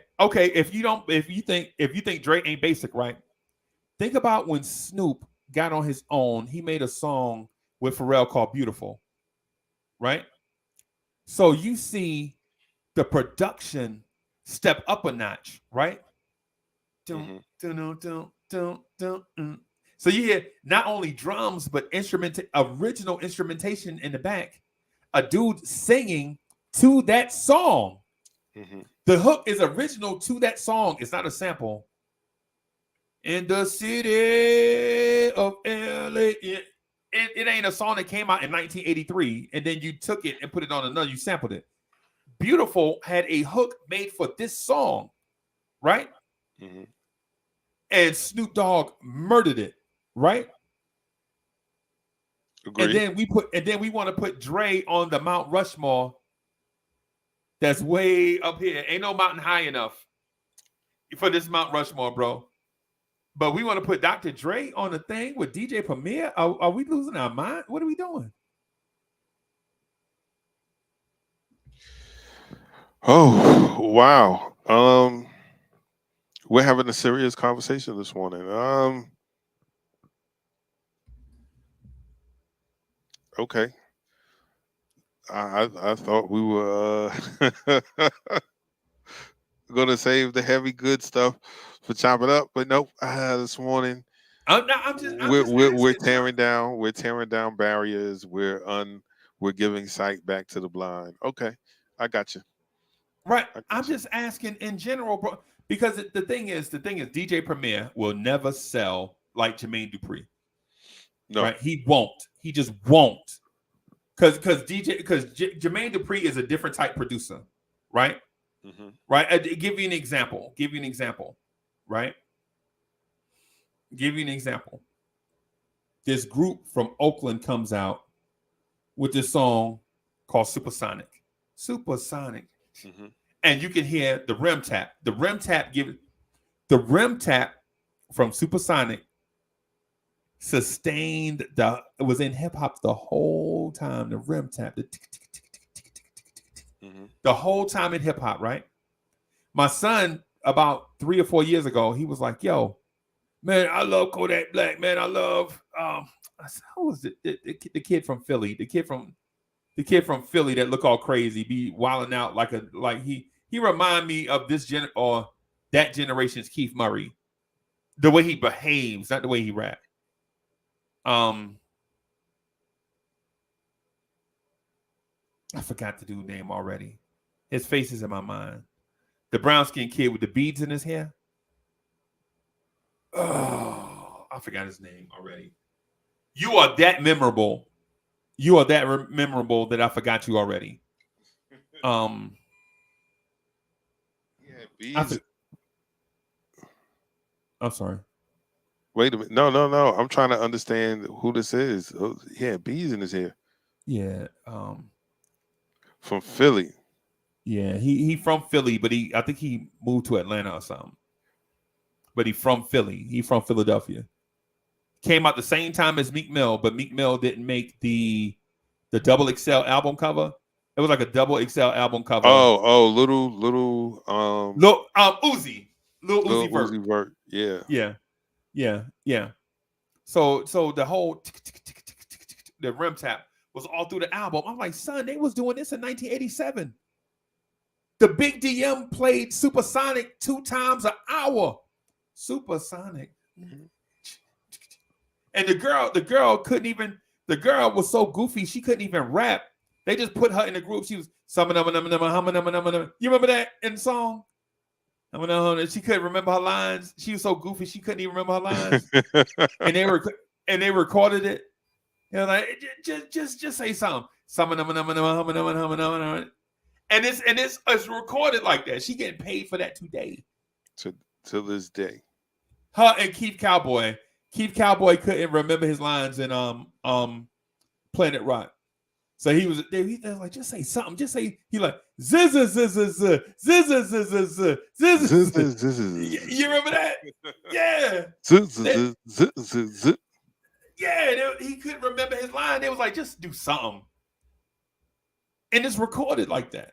But anyway, the point I'm getting at is they took that rim tap and it was like, yo, this is trap right here. Trap is life. Really? This is trap music. I remember when 3 girls from Oakland was doing it. And okay, never mind.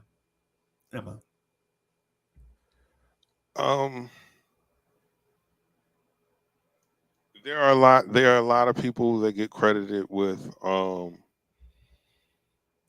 the invention of things, and I think it's just because of the time. Like they hadn't been around long enough to know that there's really uh not a lot new under the sun. It's a recycle, a refresh, a updated version of um because I told you, I had the friend from Memphis, White from Memphis, and I remember him giving me a CD of a dude named Play a Fly, Okay. and I remember listening to it, and it was unfamiliar to my ears. I was like, "What in the world did he just give me?" But Right. I kept rocking with it, kept rocking with it.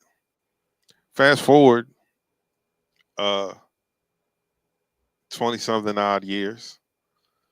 There's this three band group out of Atlanta doing the style that for some reason everyone thinks they invented. Yeah. And when they're told that that's not true, they get upset. Yeah. And then the young people who don't know any better defend them. And it's like, nah, man, uh, that's a Memphis style of rapping. Because I Right. could I could name two Memphis rappers that were rapping like that before these kids were even born. One of them is Player Fly, and the other is Right. Lord Infamous. Right. So, uh, and the difference is Lord Infamous was really rapping. Right. Like people don't give him credit for being a lyricist. Maybe he was saying it too fast, Right. but yeah. So there's nothing under the sun, and sometimes what happens is the person who's holding it right now gets held up in a light and put on a Right. pedestal, and Right. it's hard. Once the masses say, "Oh, this is the chosen one," that's what it is. Right. Right. Even if you give your best arguments on why it's not the fact, Right. you know. Uh, I think Goody Mob should get some credit too Goody Mob should get credit. for that style. Like the rapping, the sharp lyrics, Mhm. but also some harmonizing. Because I honestly think the best to ever do it was Bone Thugs and Harmony, right? But at the same time, and if I'm on the same page as you, just you know, Mhm. because I don't know what the Migos created that was new. The ad libs was dope though, and the Yeah. but if you remember Cypress Hill, they had a dude that would add his whole thing was to ad lib through the whole album. Insane in the brain. You know what I'm saying? Right. You know what I'm saying? Yeah, you like what? This dude's whole job is just to, you know what I'm saying? I, But yeah. oh, Yeah. I'm Go sorry. ahead. Go. No. No. Go ahead. But You. but Goody Mob was doing this joint, and they did it on the. So Goody Mob had this song called Soul Food, right? And the Yes. beat was boom, boom, boom, boom, boom, boom, boom, boom, boom, boom, boom, boom, boom. That's the beat. That's the music, Mhm. right? And they singing, "Come and get your soul food. Come and get your It's just soul soul food. food. Well, well, good old fashioned soul food. All right. As plain as can see, as plain as I can see. It's just and CeeLo, a dude I met before, CeeLo said on this song, a heap of helping of fried chicken, macaroni and cheese, and collard greens too big for my jeans. Steam come from under the lid that's on the pot. Ain't got a lot, but I'm thankful for the little that I got. God. Why not greens? Fast food got me feeling sick. Sometimes make me sick. By making this food affordable, I thank the Lord that my voice is recordable. Soul food, and just walked out and just started back dancing. And you like, that's the dopest shit I've ever heard in my life. Did you Oh, hear what he just said? Yeah. He took how your community take care of everybody with a little bit of stuff that they got and verbalized it. He like the Yes. community take care of us. Even when we ain't got a lot, we share it to make sure that when we come up, everybody is coming up together. Right? He like a heaping helping of fried chicken, macaroni and cheese, and collard greens. Too big for my jeans. Steam comes from under the lid that's on the pot. Ain't got a lot, but I'm thankful for the little that I got. Why not greens? Fast food got me feeling sick. People make me sick by making all this bullshit affordable. I thank the Lord that my voice is recordable. Soul food. And just get back out the line and start back dancing. And so you like, what did he just say? Bruh. And so people take and with that same style, these dudes from Cleveland, this dude says, somebody killed my dog, man. Somebody killed my dog and they killed my Uncle Charles, y'all. They shouldn't be what they did was wrong. He shouldn't be gone. Something. And then they just go back to start singing, you know what I'm saying, about the people in their life that get murdered and not in senseless violence. Right. And they singing, right? And then my son tell me, well, the Migos did it better. No, they didn't. What? Yeah, you got that one wrong. You're They very didn't do wrong. it. They didn't do it better. What happened is, okay, I see. Okay, to find talents like that, the talents of a Dungeon Family, Right. you know, the talents of an Outkast, the talents of a Nas, the talents of a Rakim, the talents of UGK. Right. It's hard to replicate that. But the Amigos, oh, that's one cookie cutter pressing away from having another version of that. Right.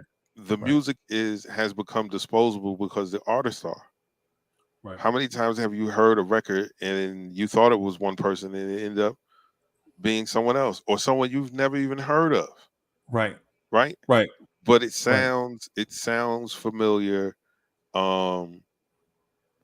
It's no different than what they're doing now is no different than what reggaeton is.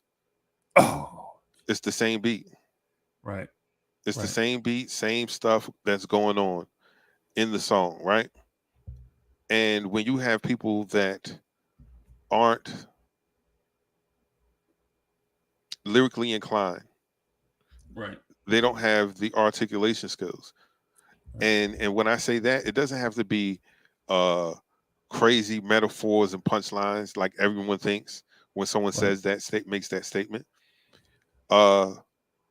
Tupac didn't have crazy punchlines.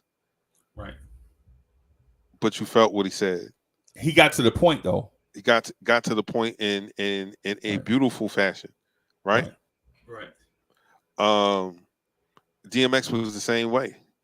Right. DMX didn't have a whole bunch of crazy punchlines. It's just what he said was directed to the point. UGK, there's no crazy punchlines, but it was straight to the point, and you felt what they said. Do you think? Do you think they were good rappers? UGK. I think they were good rappers. Yes, I think they were good because they rocked the 1-2-1-2 style. Right. Right. And so Pimp C was to me, Pimp C was DMC. Right. Okay. Pimp C was DMC. Right. And so Outkast murdered them on their own joint to the point where you think it's a Outkast song, the song International Players. Yeah. Bro. If I was Pimp C, I'm not going on after that. Y'all crazy. Yo, I'm not going on after that. right? And then to make it worse, Bun B come on and he do his thing, right? It's aight. But Big Boy comes on after him to clean up the rest of the bodies. Like Andre 3000 come in and spray the room. Nobody's leaving this room alive. And then Big Boy come in to make sure. He like the dude coming. He like the dude walk through the bodies with the 9mm. Like he see somebody moving, he just pop it. Yeah, making sure ain't nobody leaving. Right? Right. Man, yo. Well, the original version with UGK and 3-6 Mafia, right, was a little more even. When you say when you're talking about lyrical ability, right. but it's the same. It's the same thing. Like Ball and MJG. Like I don't think they have crazy rhyme schemes or anything like that, but they get to the point. MJG don't fuck around. Right. Straight to a point. Straight to a point. So lyrical ability isn't regional. You either can do it or you can't. Right. You either got it or you don't. Right.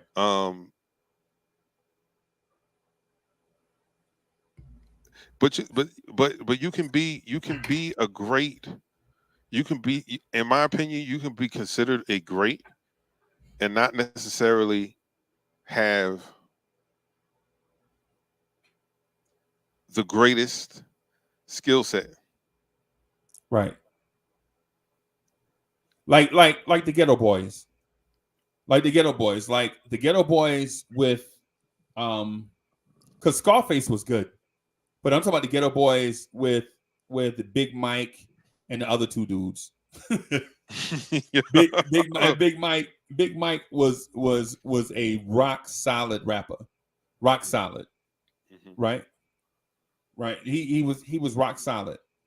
But the other dudes, depending on the song and depending on the beat, like Bushwick Bill and My Mind Playing Tricks on Me, to me, probably had probably had one of the better verses he ever said in his life. Right? But consistently, it's like listening to Wale. It's like when you listen to Wale, you like, yo, this dude got the talent to be, and then you hear him on something, you like, oh, he ain't shit. You know what I'm saying? You like, Wale, what am I getting? Why you got to be a roller coaster, Wale? You know what I'm saying? Like the reason why people like what's Fat Boy name from Miami, the fat dude, Rick Ross. The reason why people like Rick Ross is because Rick Ross is a B student. He ain't gonna never hit you with A+ lyrically, but he ain't gonna never hit you with no C lyrically either. He consistently a B rapper, not B level, but B grade rapper. Right. Like you put him on joints with Meek Mill and Jay-Z, and he not gonna ascend to A+ status. He's still gonna be a B, right? But when you put him on joints with trashy rappers, he's still gonna be a B. They're gonna be D's. He's gonna be a B. Right. Okay. Yes. You know what I'm saying? What I'm saying is he is a Jamal Lewis running back. Like he gonna average 4 yards a carry. You need 8 yards, he gonna get you 4. You need 2 yards, he gonna get you 4. You know what I'm saying? Rocks is, you know what I'm saying? Yeah. If you need 8 yards, he gonna get you them 4 yards, right? You need 2 yards, he gonna get you them 4 yards, right? Right. This is me, but going back to your point about UGK, when Andre 3000 said, "Yo," so I text this girl that I used to see to something. As soon as he get into that, I'm like, "Man, cut the music, man. Andre, get your ass out of here." you ain't even in the same, man. Listen, man. But even in that, since we're talking about three stacks, he gets more of the, and I know in duos it usually go that way, where one of the guys ends up getting more recognition than the other. Because even with Mobb Deep, it was Prodigy. With it's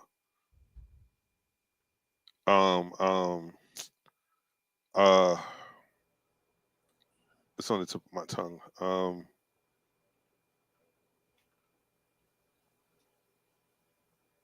Run DMC, it was Run. Right. Like people like it happens that way sometimes. Right. But in Outkast situation, I feel like because Dre is so like Andre is so out there, Right. like the way he approaches a record is so unorthodox, but it's timely. Meaning, Right. like I don't know if anyone heard "Life of the Party" Okay. off of the Kanye West album with him and Three Stacks. Right. The way man, there's a reason why he's considered a genius in my opinion, because I would have never thought to attack a record that way Right. with that subject matter and to put it like I'm talking to Kanye's mother and telling Kanye's mother to talk to my mother in heaven. Like that was so crazy. Right. The verse is so crazy. And I'm like, okay, when you have a guy like that who's a A+ MC, Right. right? Right. Right. Right. Then you have a B+, maybe just an A rapper, Right. and Big Boy, like, cause Big Boy can like, I was like, yo, y'all know Big Boy be murdering these verses. Like Right. we get so enthralled with Three Stacks that we forget, yo, like this guy just put his crazy work too. You know what I find Big Boy thrive at Mhm. is on the album. On the album, like not just the singles. Listen to the entire man. Big Boy to me is in that Rick Ross category of he gonna be a B+A all the time, right? You know what I'm saying? Like you put him with UGK Mhm. and certain. But okay, let me get to the. How did Jay-Z get murdered on Big Pimpin'?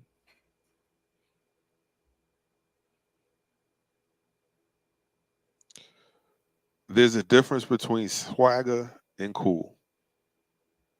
Okay, enough said. Moving on. Unless you want to elaborate. Well, it's like how we were saying with when we were talking about the difference between it having swagger and being cool. Jay came with a lot of swagger, but Jay wasn't cool at the time. Like I think sometimes when it comes to him, like we rewrite history about his ascension and Right.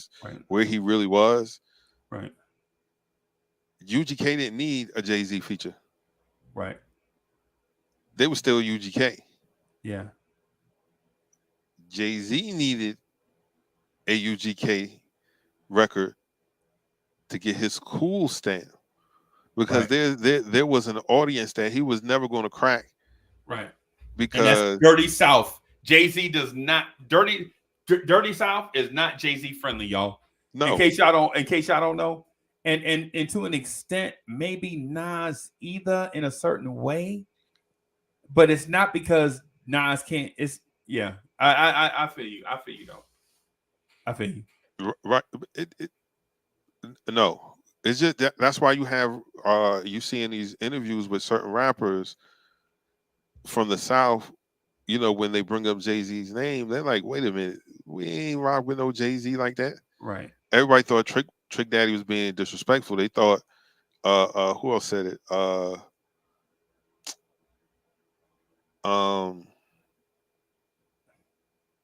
Even Pimp C said it one point in time. Yeah. Like Pimp C did, but Pimp C was disrespectful though. You know, and not throwing salt on somebody's grave. Rest in peace, Pimp C. But he did get a little greasy with the words sometimes. Sometimes. What about us? We repping hard like everybody else. And that squeaky ass voice. You know, I get it. I get it, Chad. Yeah. Nah, man. I think no disrespect too, by the way. yeah, definitely no disrespect. We I don't. So with that record,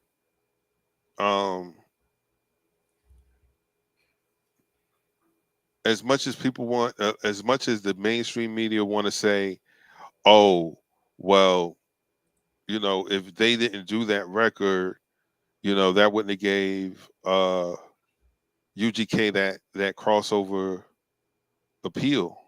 Right. And I was like, UGK ain't never crossed over. Nah, and they wasn't trying.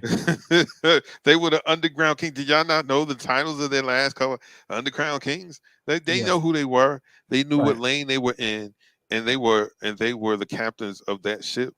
And And they that's what. they from nowhere. They from PAT, Port Arthur, Texas. Yes. They not from Dallas. Nope. They ain't from New Orleans. They ain't from Houston. LA. Nope. They from PAT. Right. You know what I'm saying? And so when you talk to guys like that, a lot of these Southern independent artists, they look at these city artists, and they go, "Well, y'all supposed to be where y'all at because y'all got all the record labels over there. Yeah. Like you could just walk down the street, and there goes the Sony building, there goes Columbia, there goes Rockets, there goes Def Jam, there goes, you know." Right. We got to get it out the trunk. Yeah. So you have the people from the Third Coast, you have the people from the Bay Area, and you have people from the Deep Dirty selling thousands of records out of the trunk of their car Right. at flea markets and car shows. Right. You know what I mean? So a rapper who signed to a major label has to go platinum to at least kind of resemble the aesthetics that you see in the video. I'll be right back. I'm gonna go. I'll be right. Right. Whereas a Southern rapper or an independent rapper from those markets in which I just named can sell less records but make more money than that artist.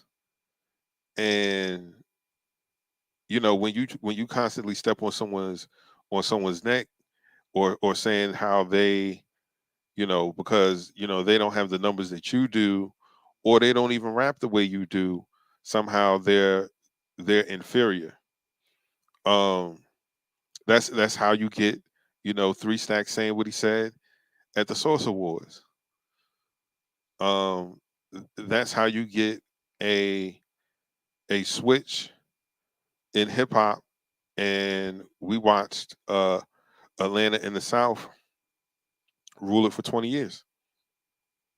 Never let it go. They just kept passing it to one person, to the next, to the next, to the next, to the next. And so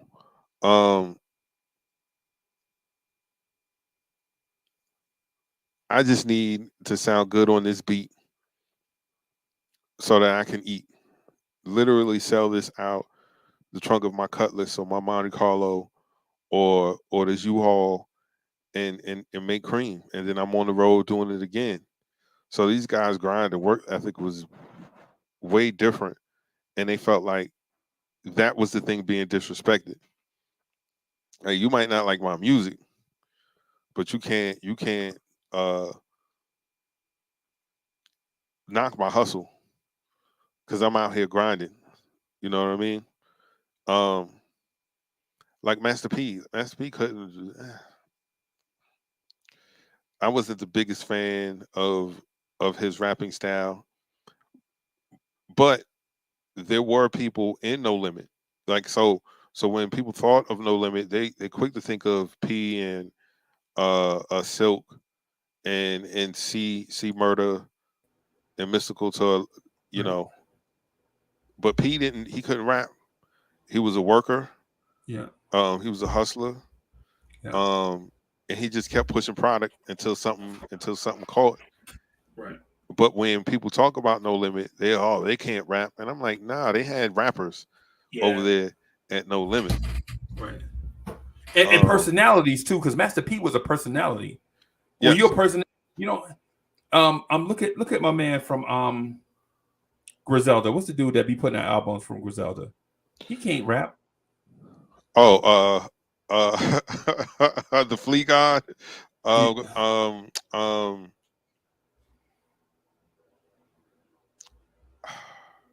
Chuck, your short-term memory is It's shot, man. I'm telling you. yo. I'm telling you, man. I used to smoke a quarter pound a day. All right, I'm lying. What? That's a I was gonna Redman say. lyric. That was a Redman lyric. West Side Gun. Yeah. Yeah. Westside, I don't want to hear nothing from. If it ain't a beat, he better not never pick up a bro. If Westside Gun pick up a microphone, bro, he better be handing it to somebody else. That's all I'm saying. That's all I'm saying. No, Oh, man. nah. Not talking about Benny. Benny can rap, man. Yeah, Benny and good. Conway. Yeah, Yeah, man. They can rap. yeah. Rap their ass I ain't off. knocking them. I They think good. Conway might be the better out of all of them. Yeah. He's not the most marketable one, but he's probably the better rapper out of all of them, Yeah. in my opinion. Yeah, I'm not knocking them.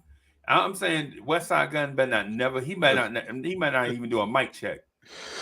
But he'll tell you that like he's not really a rapper. Like he's he having fun, man. I'm just enjoying, man. Nah, so so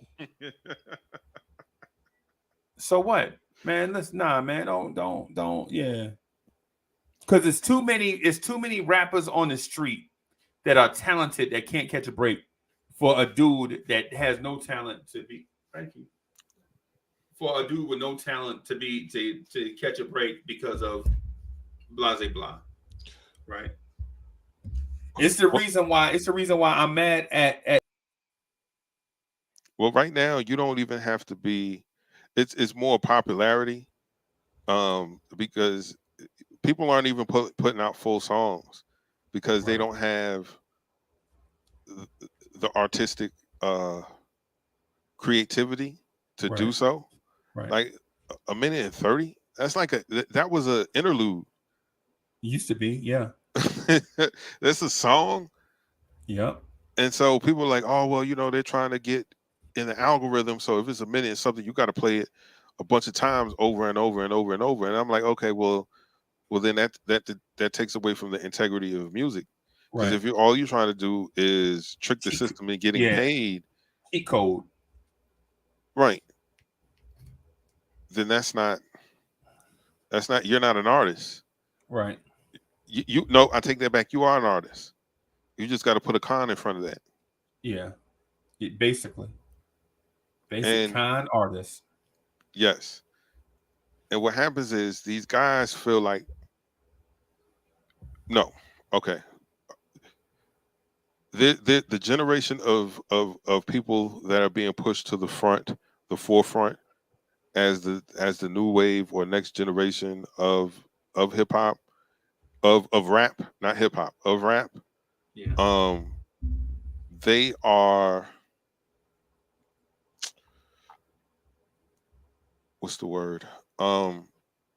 They're the T-ball generation. Everyone gets a participation trophy.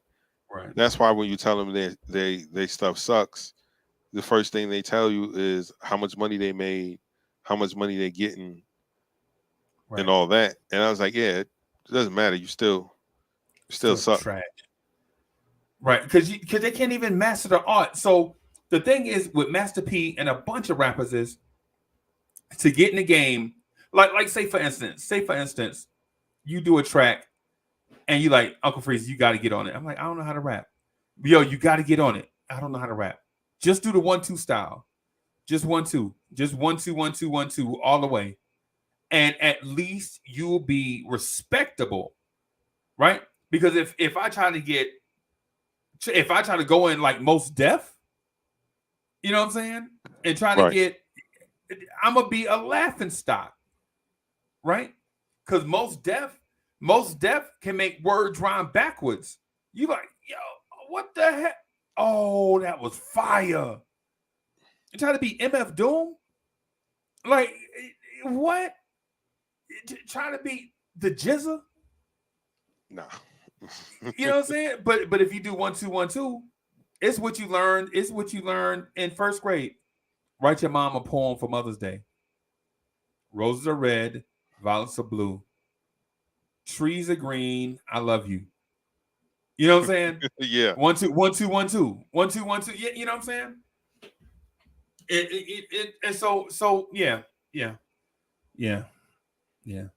You can sometimes cool a track, like just be able to groove on a record and not really be saying anything. Like 2 Chainz be great for that. Like he can rap when he wants to, When you want to rap, right? right? But for the most part, like when he gets on, he can cool the record. Meaning he can get on and just like his verse on Mercy with Right. with Kanye and Pusha T and all. Okay. Yeah. Is it the best verse? It's the most memorable though. You know Right. what I mean? Like it's not the best one, but it's the most memorable. It's the one Right. where the DJ stops, just cuts the record off, and everybody going a cappella, and he's bringing it in and out with everyone. You know what I'm saying? So it's like sometimes you don't have to be, because there's some people that are just super lyrical all the time, and it's like, all right. Right. The best example of that is I heard a tape back in the day with Rob Bass on it, right? And Rob Bass was ripping this song. I'm like, yo, that is crazy. I was like, yo, he gonna be the next somebody. And then his joint come out. I want to rock right now. I'm Rob Bass and I came to get down. I'm not internationally known, but I'm known to rock the microphone because I get stupid. I mean, outrageous. Stay away from me if you're contagious. You're like, this is so, you can tell. Who wrote this? Biz Markie? You know what I'm saying? This is so bad. I like the Whopper, F the Big Mac. F the Big Mac. You're like, this is so basic. This is so elementary. But what he did was the beat was so dope that he didn't try to strangle it. Right? The beat was so dope. He didn't try to overpower the beat. He just went and rolled in the beat, got into a pocket, and just, you know what I'm saying? And now it's iconic. Because It Takes Two has all the parts to be a classic song in general. The intro was fire, right? Mm-hmm. The music was fire. The hook was fire, right? All you needed was somebody to do verses. Just do don't botch up these verses, right? He did that. You know who was terrible at that? The Ultramagnetic MCs. They would have the dopest beats, the dopest hooks, and this egomaniac named Kool Keith would try to strangle the beat. Like, I'm better than all of this. I'm bigger than hip hop. Right. And that's why can't nobody remember who you are. Because it's not about how good of a rapper you are. When you make an album, you are making multiple songs. And if you don't make good songs, ain't nobody buying your stuff. Sorry. Kool Keith.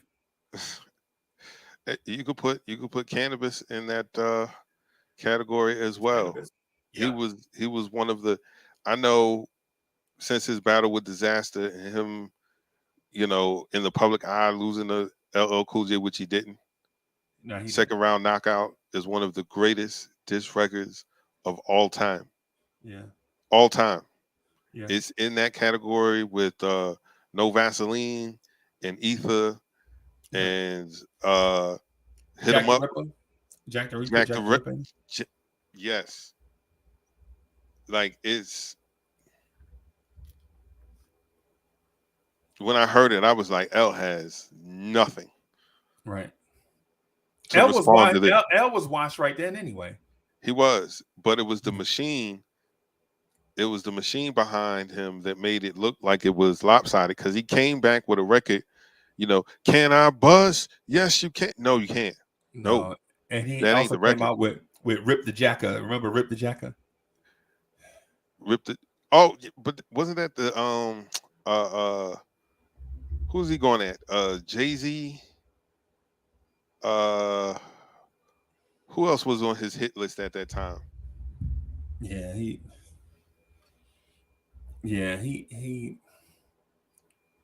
All I'm gonna say is, L, you need to come out with more Mama Said Knock You Outs. I don't think he has those. I don't think he has No, those. he ain't got nothing left. He ain't got nothing left. Because I know maybe about 5 or 6 years ago he threw out something on the internet and it sounded okay, but Right. I think his style is dated. Okay. Because for those who don't know, like L came up in that 1-2-1-2 era. Yeah. Even though he was like 15 or 16 Yeah. when he dropped down bad. Yep.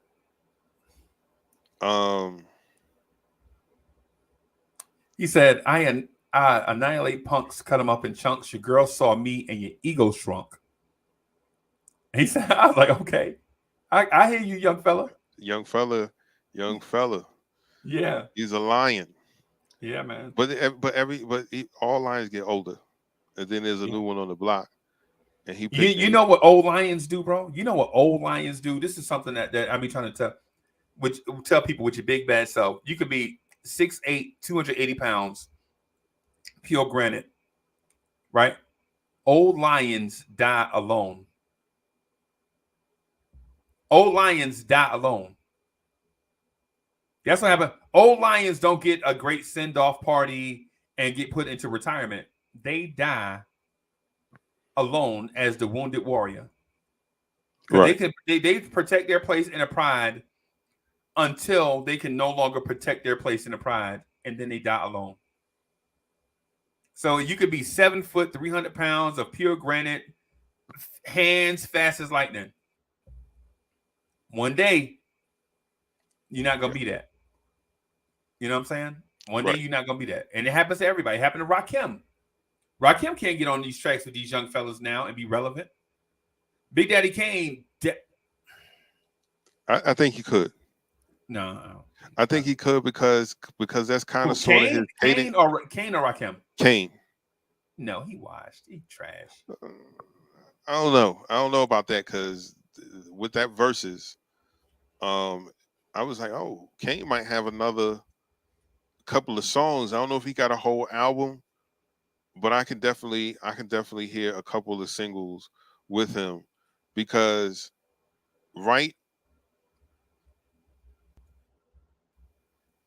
like hip hop changed right under Big Daddy Kane. Like it was Big Daddy Kane one day, and then all of a sudden, like his style was just it's too fast. He did that to himself, in my opinion. And listen, I am a scarred Big Daddy Kane fan, okay? I was 86, 87, 88 Kane. 89 and after. I'm like, yo, why is this dude wearing a purple satin shirt? Why is he dressed like Prince?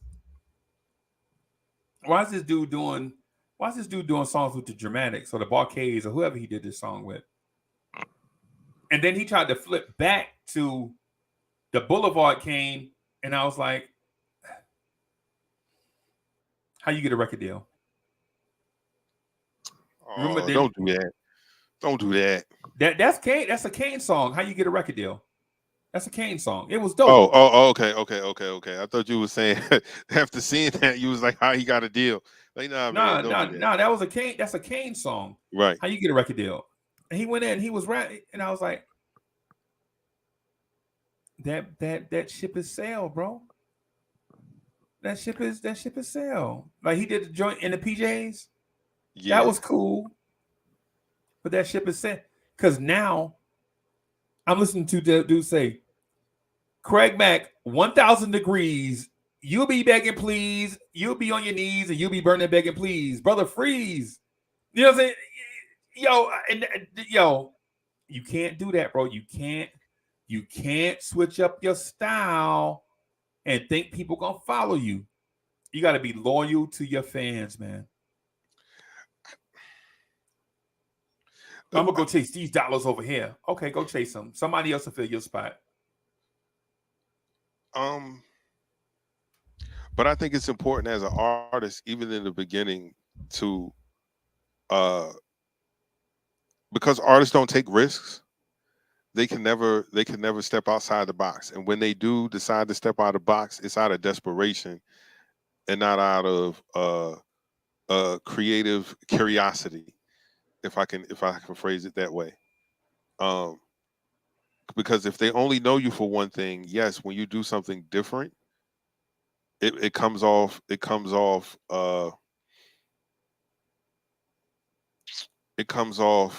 Disingenuous, unauthentic. Yeah. Okay. Same thing. Yeah. Right. Because Jim Jones had a record, I think it was called Good Day or something like that. Chad, just correct me if I'm wrong. I think it's called A Good Day. But at that time, he's coming off of doing the remix of Kid Cudi's Day and Night. So he figured he could do this alternative, sing-songy rap kind of thing with like a positive twist to it. Right. No, sir. Now he doing the weather for Channel 4. Jim Jones, like, hey, balling, bro. Life comes at you fast, man. And just on Jim real quick, Jim is definitely a better rapper now than what he was when he started. Even when he had Ballin' and all that, some in Miami and all those, like right now he raps better than he did then.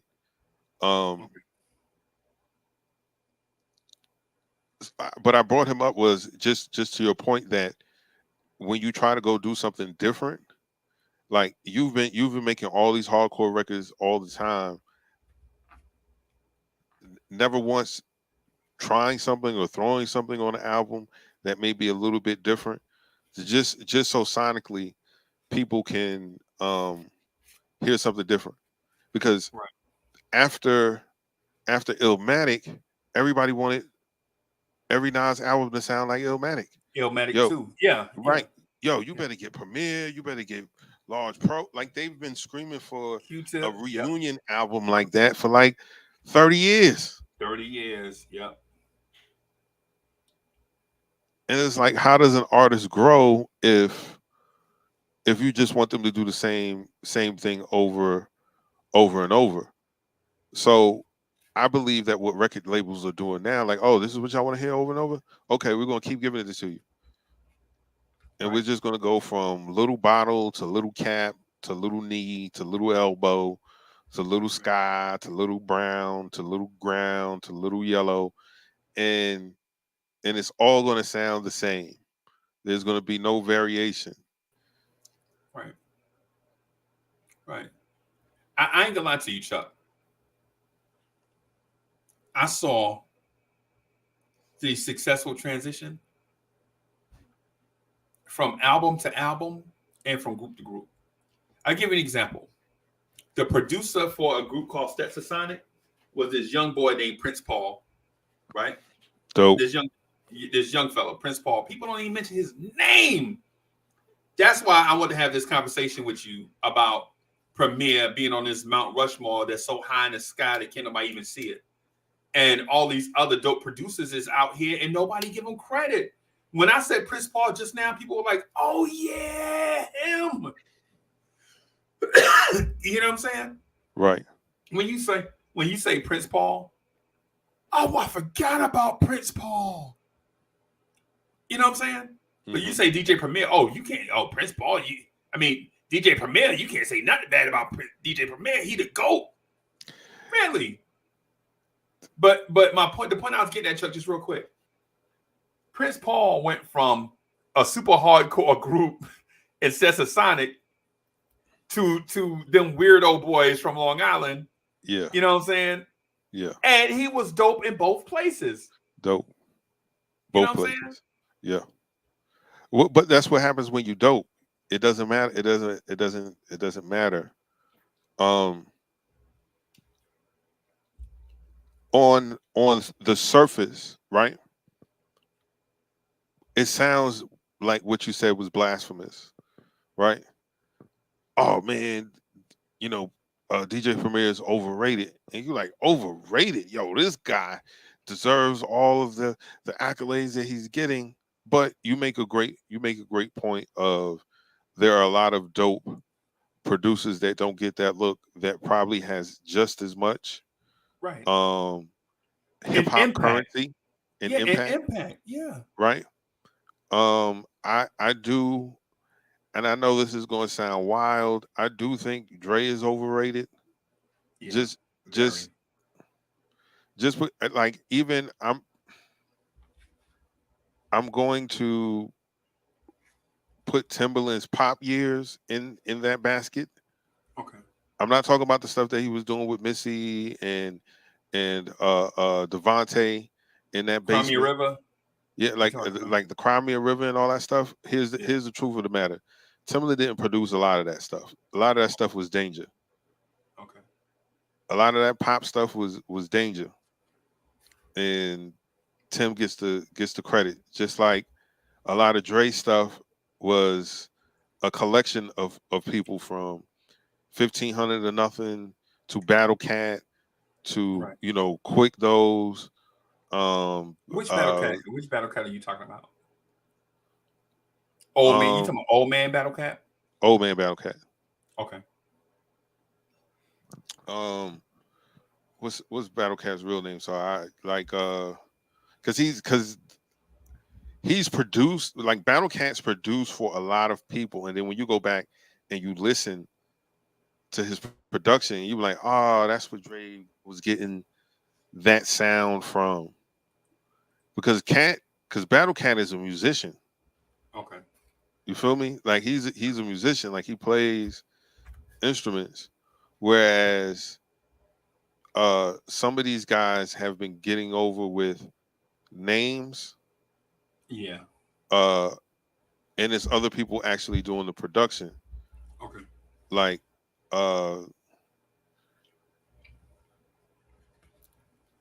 since we're doing it, okay. We gotta put Swiss there too. And Alchemist.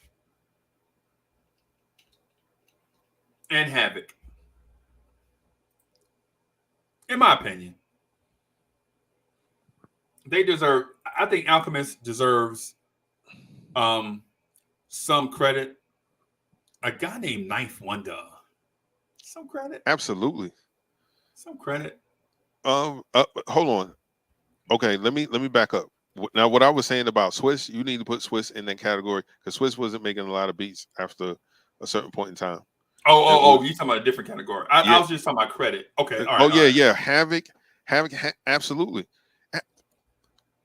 There are certain producers that don't get enough respect, like a Manny Fresh. Right? Manny Fresh produced everything that you heard from the Hot Boys. They didn't go to outside produce. It was Manny Fresh. You like Back That Thing Up? Manny Fresh. You like Get Your Roll On? You like Air Force Ones? Manny Fresh. Manny Fresh. I'm gonna stack my dough, then what? Manny Fresh. Right. So 400 Degrees is an absolute classic album. it might be in the unicorn category as far as you do not skip a record. Right. They're like 6 legit bangers,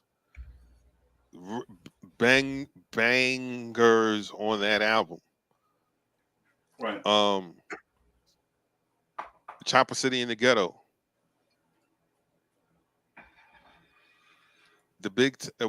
I never really cared for Birdman or Manny Fresh's rapping. Yeah. But Gator Boots and the Fifth Town Gucci suit, like, I hated it, but I loved it. I hated it, but I loved it.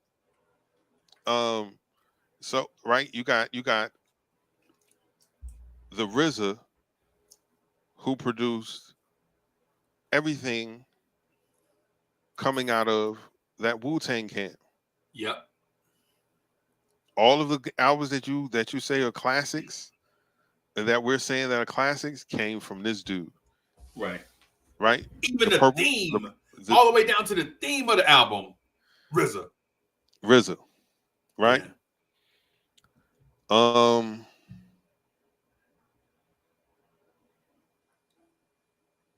Who else?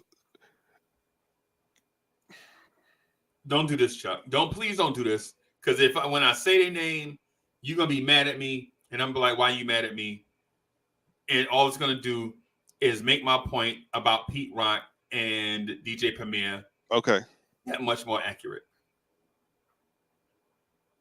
The Neptunes had in one room, they had Noriega. In the other room, they had Busta Rhymes. And I know I tell this story all the time. In one room, they got what is playing in this one room, right? And the other room is Busta, what it is right now. Busta, what it is right now. And so the two artists walk in and they hear the beats and they walk in the wrong room, right? So one is supposed to be Nori, what it is right now, and the other is supposed to be Bus Super Bus what, right? Bus Super Bus what, right? No. And what that's so these dudes go in the wrong room and they hear the beat, they're like, okay, thug, super thug, what? And then the other dude in the wrong room is like, Busta, what it is right now. Busta, what it is right now. And so when the Neptunes told the story, I was like, they bullshit. This shit can't be true. You know what I'm saying? They even got the big head. Then I was watching Drink Champs, right? And Noriega tells the story about him hearing both beats. And he go in the wrong room. And you know what I'm saying? He's supposed to be in the Nori, what it is right now, not Busta, because Busta, what it is, that was a smash, right? Busta is supposed to be in the Super Thug room, right? They go in the wrong room by accident. Both songs wind up being hits anyway. Yep. Yeah. If you ever heard Super Thug, yo, okay. My only knock on Super Thug is the intro was too long. I don't need to hear all that damn talking. What? You found the Manuel Noriega? You ain't need to do all that. You know what I'm saying? Right? I mean, but come on, man. Y'all are that hot when artists can go in the wrong room and write to it and it be dope and you just leave it like it is? Come on, bro. That's what I'm saying. This thing about DJ Premier, how do we not have the Neptunes above DJ Premier? They sold more records. Yeah. I respect their creativity. They have a lot of dope stuff. But they're very hit and miss with me because there's a lot of joints that they've done that I was like, ugh. Like Holla Back Youngin'. Yeah.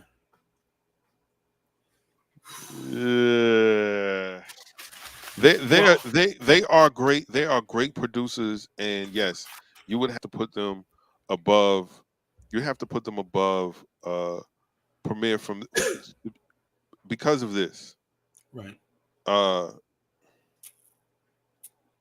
If it were not for the Neptunes, we would have never heard the kid from the Mickey Mouse Club, and that's all I'm gonna say. Yeah. Since the boob incident, I've called him the kid from the Disney Club. And if it wasn't for the Neptunes, would you really have heard Timbaland? Would you really have discovered Missy? Would you really have known about VA hip hop? Nobody was talking Virginia hip hop. Nobody was talking about hip hop in the state of Virginia.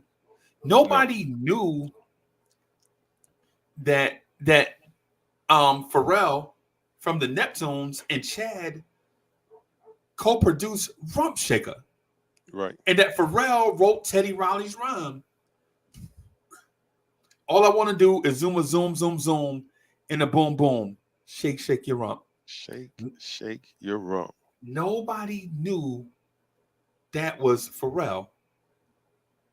Right? Yo, that was the most raunchiest song for a kid to know word by word. Right.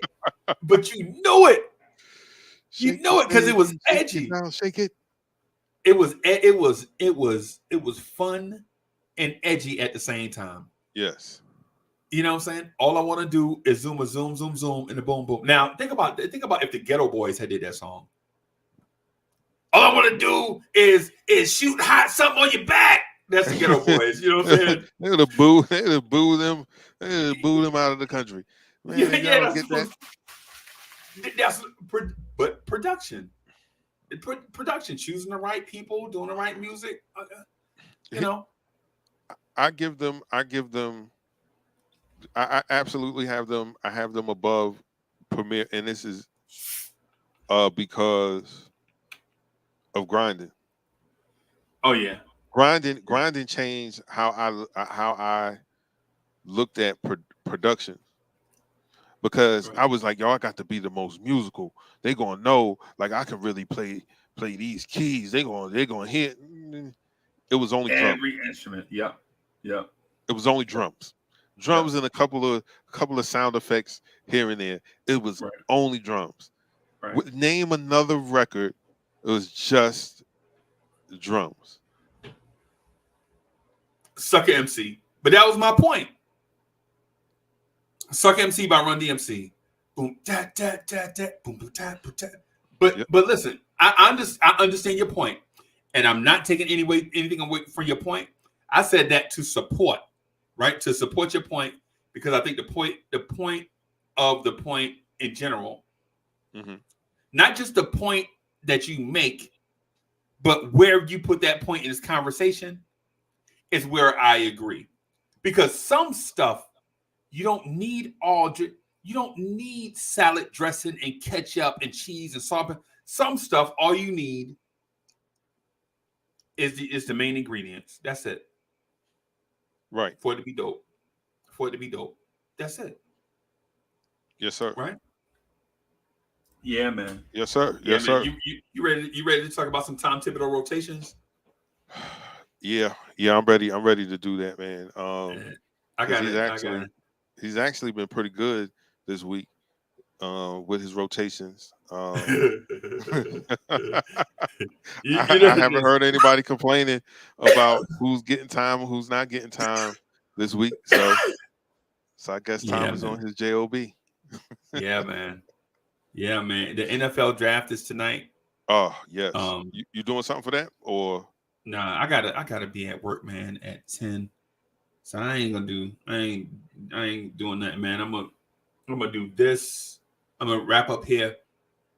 Take like a 10-minute break to check on the puppy and hug the wife. Try to sneak a little feeling there. Come here, girl.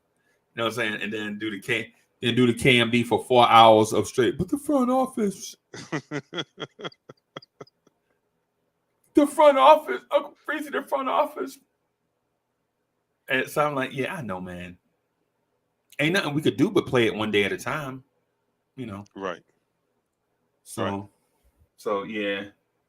But you know what? So I would just say this real quick, and then we're gonna wrap up, and then I just want to say because I know there's Nick fans in the building. So last night I get a text. Like I was working on some stuff for tomorrow, and I fell asleep at my desk, and I get a text, and then I was like, man, and then the phone rings. It's my cousin. Hey man, I don't know what New York is going to do, but y'all need to get Ja Morant.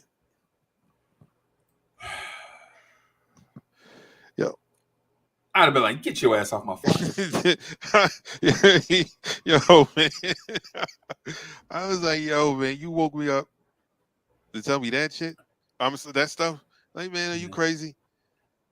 Like, yo, I'm just saying, man. So what? So what? You saying y'all don't want Ja Morant? Yo, man, Right. I'm not in the mood. I'm not in the mood for this.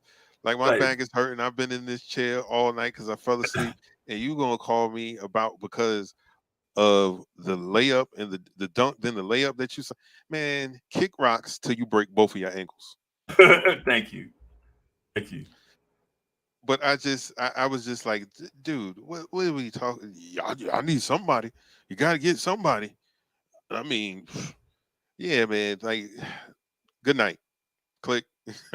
But I just Right. wanted to say that, like, just the audacity of people that are not Nick. Yo, is that easy? We're gonna get a guy that is playing the lights out for an organization in the playoffs. People were saying, Right. "Oh, well, they're doing good without him. They might not need him," and he's showing up for them, right? Right. We're gonna go to them and trade them what? Like, what are you talking about, man? Like, get off my phone, man. He's not even a basketball fan because he bets on everything. Oh, he that cousin. Okay. Yeah, Okay. Yeah, I feel you. he ain't a fan of nothing because he bets on everything. And I'm like, man, Okay. whatever, dude. But anyway, um, New York Knicks fans, that's what we need to do. We need to get Ja Morant, like my cousin said. Right. Right. because obviously that was, yo man, I'm telling you, it was like one something in the morning, man. I was like, what? Anyway, uh I appreciate everybody coming through today, man, and just kicking it with us. If this is your first time joining us, man, make sure you hit that like button and hit the subscribe button. Click all notifications so that when we go live, you'll know we're going live. We're usually live Monday through Friday, 8 a.m. ish to about 9 a.m. ish. That's Eastern Standard Time. Today has been a great show, man. Uh, a lot of positive uh, interaction in the chat, man. I want to thank everybody for coming. Um, I usually read off all the names, but it's just so many people today. I'm just gonna say salute to all of the vibrant ones, those who are always here. You know who you are. Those who first time coming or first time in a long time joining us. We appreciate you coming through. We'll be back here tomorrow. Uh, same time, 8 a.m. ish to about 9 a.m. ish. And tomorrow's, Friday jams. Hopefully it goes better this time, uh, sound quality wise. But until we see you guys tomorrow, man, be safe, be healthy, be easy. Peace. Peace.